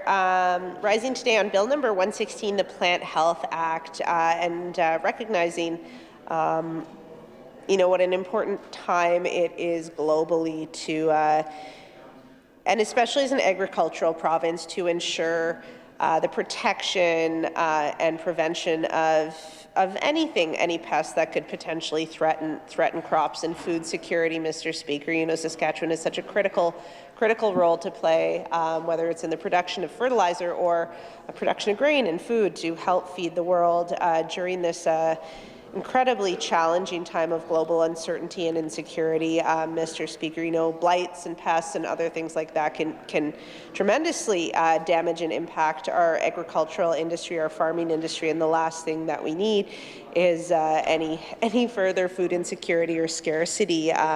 especially with the rising cost of food here in Saskatchewan, outstripping other provinces in the country. Mr. Speaker, I know we're talking about exports, but I'd be remiss if I didn't mention the real crippling cost of living crisis gripping so many households. I know, I hope all members in this assembly do their own grocery shopping, and it's, even for us who are privileged to earn a good wage, it is really shocking every week to go to the grocery store, Mr. Speaker, and just see how little your money gets you compared to what it did a year ago. So with the Plant Health Act, Mr. Speaker, making some of the necessary changes for the appointments of pest control officers, what they are and are not empowered to do, and the orders that they can make for prevention or destruction with ministerial approval, I think are all important clarifications. But by no means am I the expert on pest control as it relates to plants and crops in this province, Mr. Speaker. I know that good work will be done by the experts as well as the critic in consultation with the many folks and stakeholders impacted by this. So with that, Mr. Speaker, I move to adjourn debate on Bill number 116, the Plant Health Act. The member has moved to adjourn debate. Is it the pleasure of Assembly to adopt the motion? Carried. Government orders, adjourn debate. Item number 16, resume debate on the second reading motion for Bill number 117, the Saskatchewan Firearms Act. Ms. Conway. I recognize the member from Regina University. Thank you very much, Mr. Speaker. Piece of legislation I also I'm not an expert on, but I know a bit more about this than I do the Plant Health Act, Mr. Speaker, and I think it goes without saying, for the record, as we too often have to do in this chamber in opposition, to clarify that, of course, we stand against the federal government's intrusion into the rights of law-abiding legal gun owners in this province, Mr. Speaker. And we've stood and stand in opposition to the federal firearms ban, Mr. Speaker, and how much more powerful it is for the province when we can do things that are united, Mr. Speaker, and that's important. But of course, it's not carte blanche, because we do have some concerns about this bill as a provincial response to that overreach, Mr. Speaker. Again, it comes back to consultation, with many of my colleagues have talked about. It does not appear that there was actually any consultation done with Indigenous and Métis hunters in this province, who are a huge, important, historic, modern, contemporary, and active group of law-abiding gun owners and hunters in this province, Mr. Speaker. We'd like to see similar funding, especially today on the anniversary of the École Polytechnique massacre. We'd like to see funding and initiative given to social supports and mental health to decrease gun violence. Mr. Speaker, it is too frequent a crime. It too frequently impacts and rips apart families here in Saskatchewan. I also know it absolutely guts and enrages law-abiding gun owners when they see and when they hear about other firearms owners not respecting laws, not respecting gun safety, not treating those firearms with the respect that any good legal law-abiding gun owner does. And I know that's a sentiment shared by members on both sides of the House.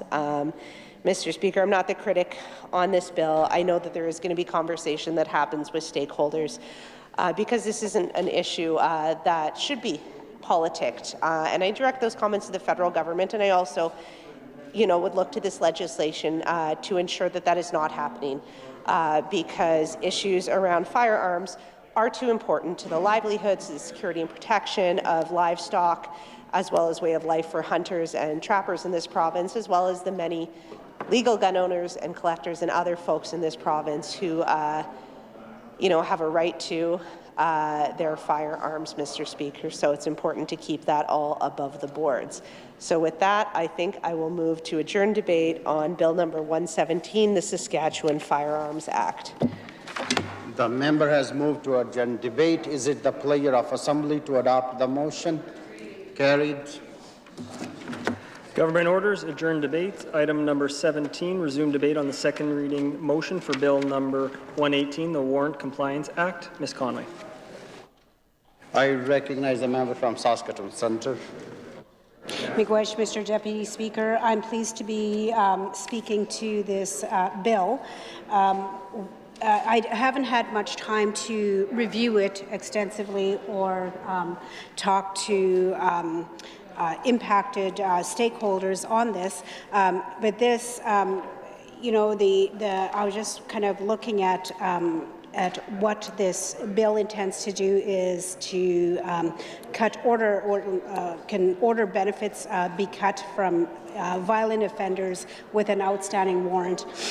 And also, like, it's really good to address issues when it comes to violent offenders in the wake of what happened at James Smith. However, what I am concerned with is when bills are being proposed that we often make assumptions, and and this one I just thought about was, what about those that are not receiving any government benefits and that are maybe working or doing whatever they are doing. Like, this doesn't address those individuals that are not receiving government benefits. So that is important to look into. Is yes, this is great. We're looking at ways to stop individuals that are violent offenders. However, we're missing often when governments are making. We sometimes make a blanket. We look at all people that are.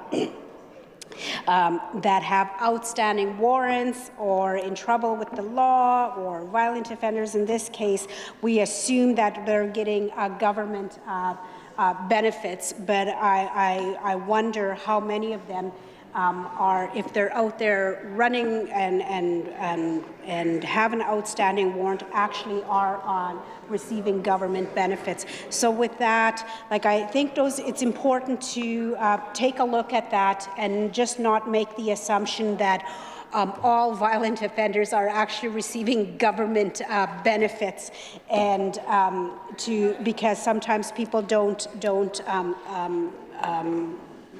do that. So I just want to be to move that we adjourn debate on Bill 118. The member has moved to adjourn debate. Is it the pleasure of Assembly to adopt the motion? Carried. Government orders, adjourn debates. Item number 18. Resume debate on the second reading motion for Bill number 120, the Miscellaneous Statutes Health Professions Amendment Act 2022. Ms. Conway. I recognize the member from Regina University. Thank you very much, Mr. Deputy Speaker. Bill number 120, the Miscellaneous Statutes Health Professionals Amendment Act, actually covers a lot of ground here. My understanding is its intent is to provide health professional organizations with the tools and powers necessary to fulfill their legislated mandate of public protection, not limited to things like addressing fitness to practice, additional mechanisms to formal discipline, God forbid, suspending or restricting members during complaint investigations, as well as a variety of tools which can assist investigative processes and, other tools like non-disciplinary measures. In addition, it's my understanding that there's some changes for regulatory bodies, names from association societies to college to reflect that role of public protection. Mr. Speaker, the role of regulators, especially in healthcare, is important, and it is promising to see changes that do reflect that. It is good to see that the bill is responsive to some of those name changes desired by the regulatory bodies, providing that clarity to their membership. We'll be talking a lot about regulatory bodies over the coming months, and that important piece of regulatory consistency and independence is a small but key part in empowering healthcare professionals, especially during, what we've learned today is truly a staggering ongoing staffing crisis across this province, one in which we need to be truly thoughtful and ambitious as well as pragmatic about the challenges and the solutions that are available to us and that we can pursue. Because again, Mr. Deputy Speaker, we're not just competing with other provinces, we're competing globally and ensuring that this regulatory consistency is there is a small but critical part of ensuring that our healthcare professionals are happy and empowered in their profession here. Beyond that, Mr. Speaker, we do have a need to ensure that, related to this legislation, relevant statutes are in line with the needs of the sector because it's clear, Mr. Speaker, even from the auditor's incredibly concerning report today, that we need to do anything we can to train, retain, and recruit as many healthcare workers as we can, Mr. Speaker. We've been talking about these staffing challenges since I think I was in middle school, even with the retirement of the boomers, and now adding on to that a global pandemic, healthcare workers who feel mistreated and neglected, burnout, ongoing challenges that we have, Mr. Speaker, as a province with a small and often remote population. Everything that we can do to keep healthcare services accessible to where people are and open is a good thing for all members to turn their attention to. With that, I move to adjourn debate on Bill number 120, the Miscellaneous Statutes Health Professionals Amendment Act. The member has moved to adjourn debate. Is it the pleasure of Assembly to adopt the motion? Carried. Government orders, adjourn debates. Item number 19, resume debate on the second reading motion for Bill number 121, the Provincial Emblems and Honours Amendment Act 2022. Ms. Conway. I recognize the member from Regina University. Thank you very much, Mr. Speaker. What a way to finish off the day. Bill number 121, the Provincial Emblems and Honours Amendment Act, Mr. Speaker. My colleague from Regina Elphinstone Centre has put some laudatory comments on the record about this, and I'm certainly not going to hold up the House, but I would be remiss if I didn't just recognize what a true joy this program has been to participate in on behalf of helping recognize the service of Her late Majesty, but even beyond that, Mr. Speaker, the contributions of so many people across our province to our communities and in ways that are, traditional. I think of some of the great people who we represent, some of the astonishing artists and community leaders, to as well those people who may contribute to just the vibrancy of our province in less traditional ways. And what a wonderful opportunity this program has been to recognize those people. And it really has been a true joy to read through some of those submissions coming in from so many organizations and groups across the province, Mr. Speaker. I'd also be remiss if I didn't recognize what I imagine has been an absolutely gargantuan task for the plucky team over at Protocol, who do such good work to support this legislature, as well as the LG in his office, as well as just all of those great traditions and events that we celebrate. And knowing how hard my own CA has worked on this, I cannot imagine the work undertaken by Protocol to celebrate this, Mr. Speaker. And it really is just wonderful to have this opportunity, especially at this time of year, especially this year, which is tough, coming out of 2 really tough years before that, to be able to take that pause and celebrate the absolutely magnificent people who contribute to our province. So with that, Mr. Speaker, I'll move to adjourn debate on Bill number 121, the Provincial Emblems and Honours Amendment Act 2022. The member has moved to adjourn debate. Is it the pleasure of Assembly to adopt the motion? Carried. I recognize the member from Saskatoon, Silver Spring, Sutherland. Thank you, Mr. Speaker. I move that this House do now adjourn. The member has moved to adjourn this House. Is it the pleasure of Assembly to adopt the motion? Carried. This Assembly now adjourned until tomorrow, 1:30 p.m.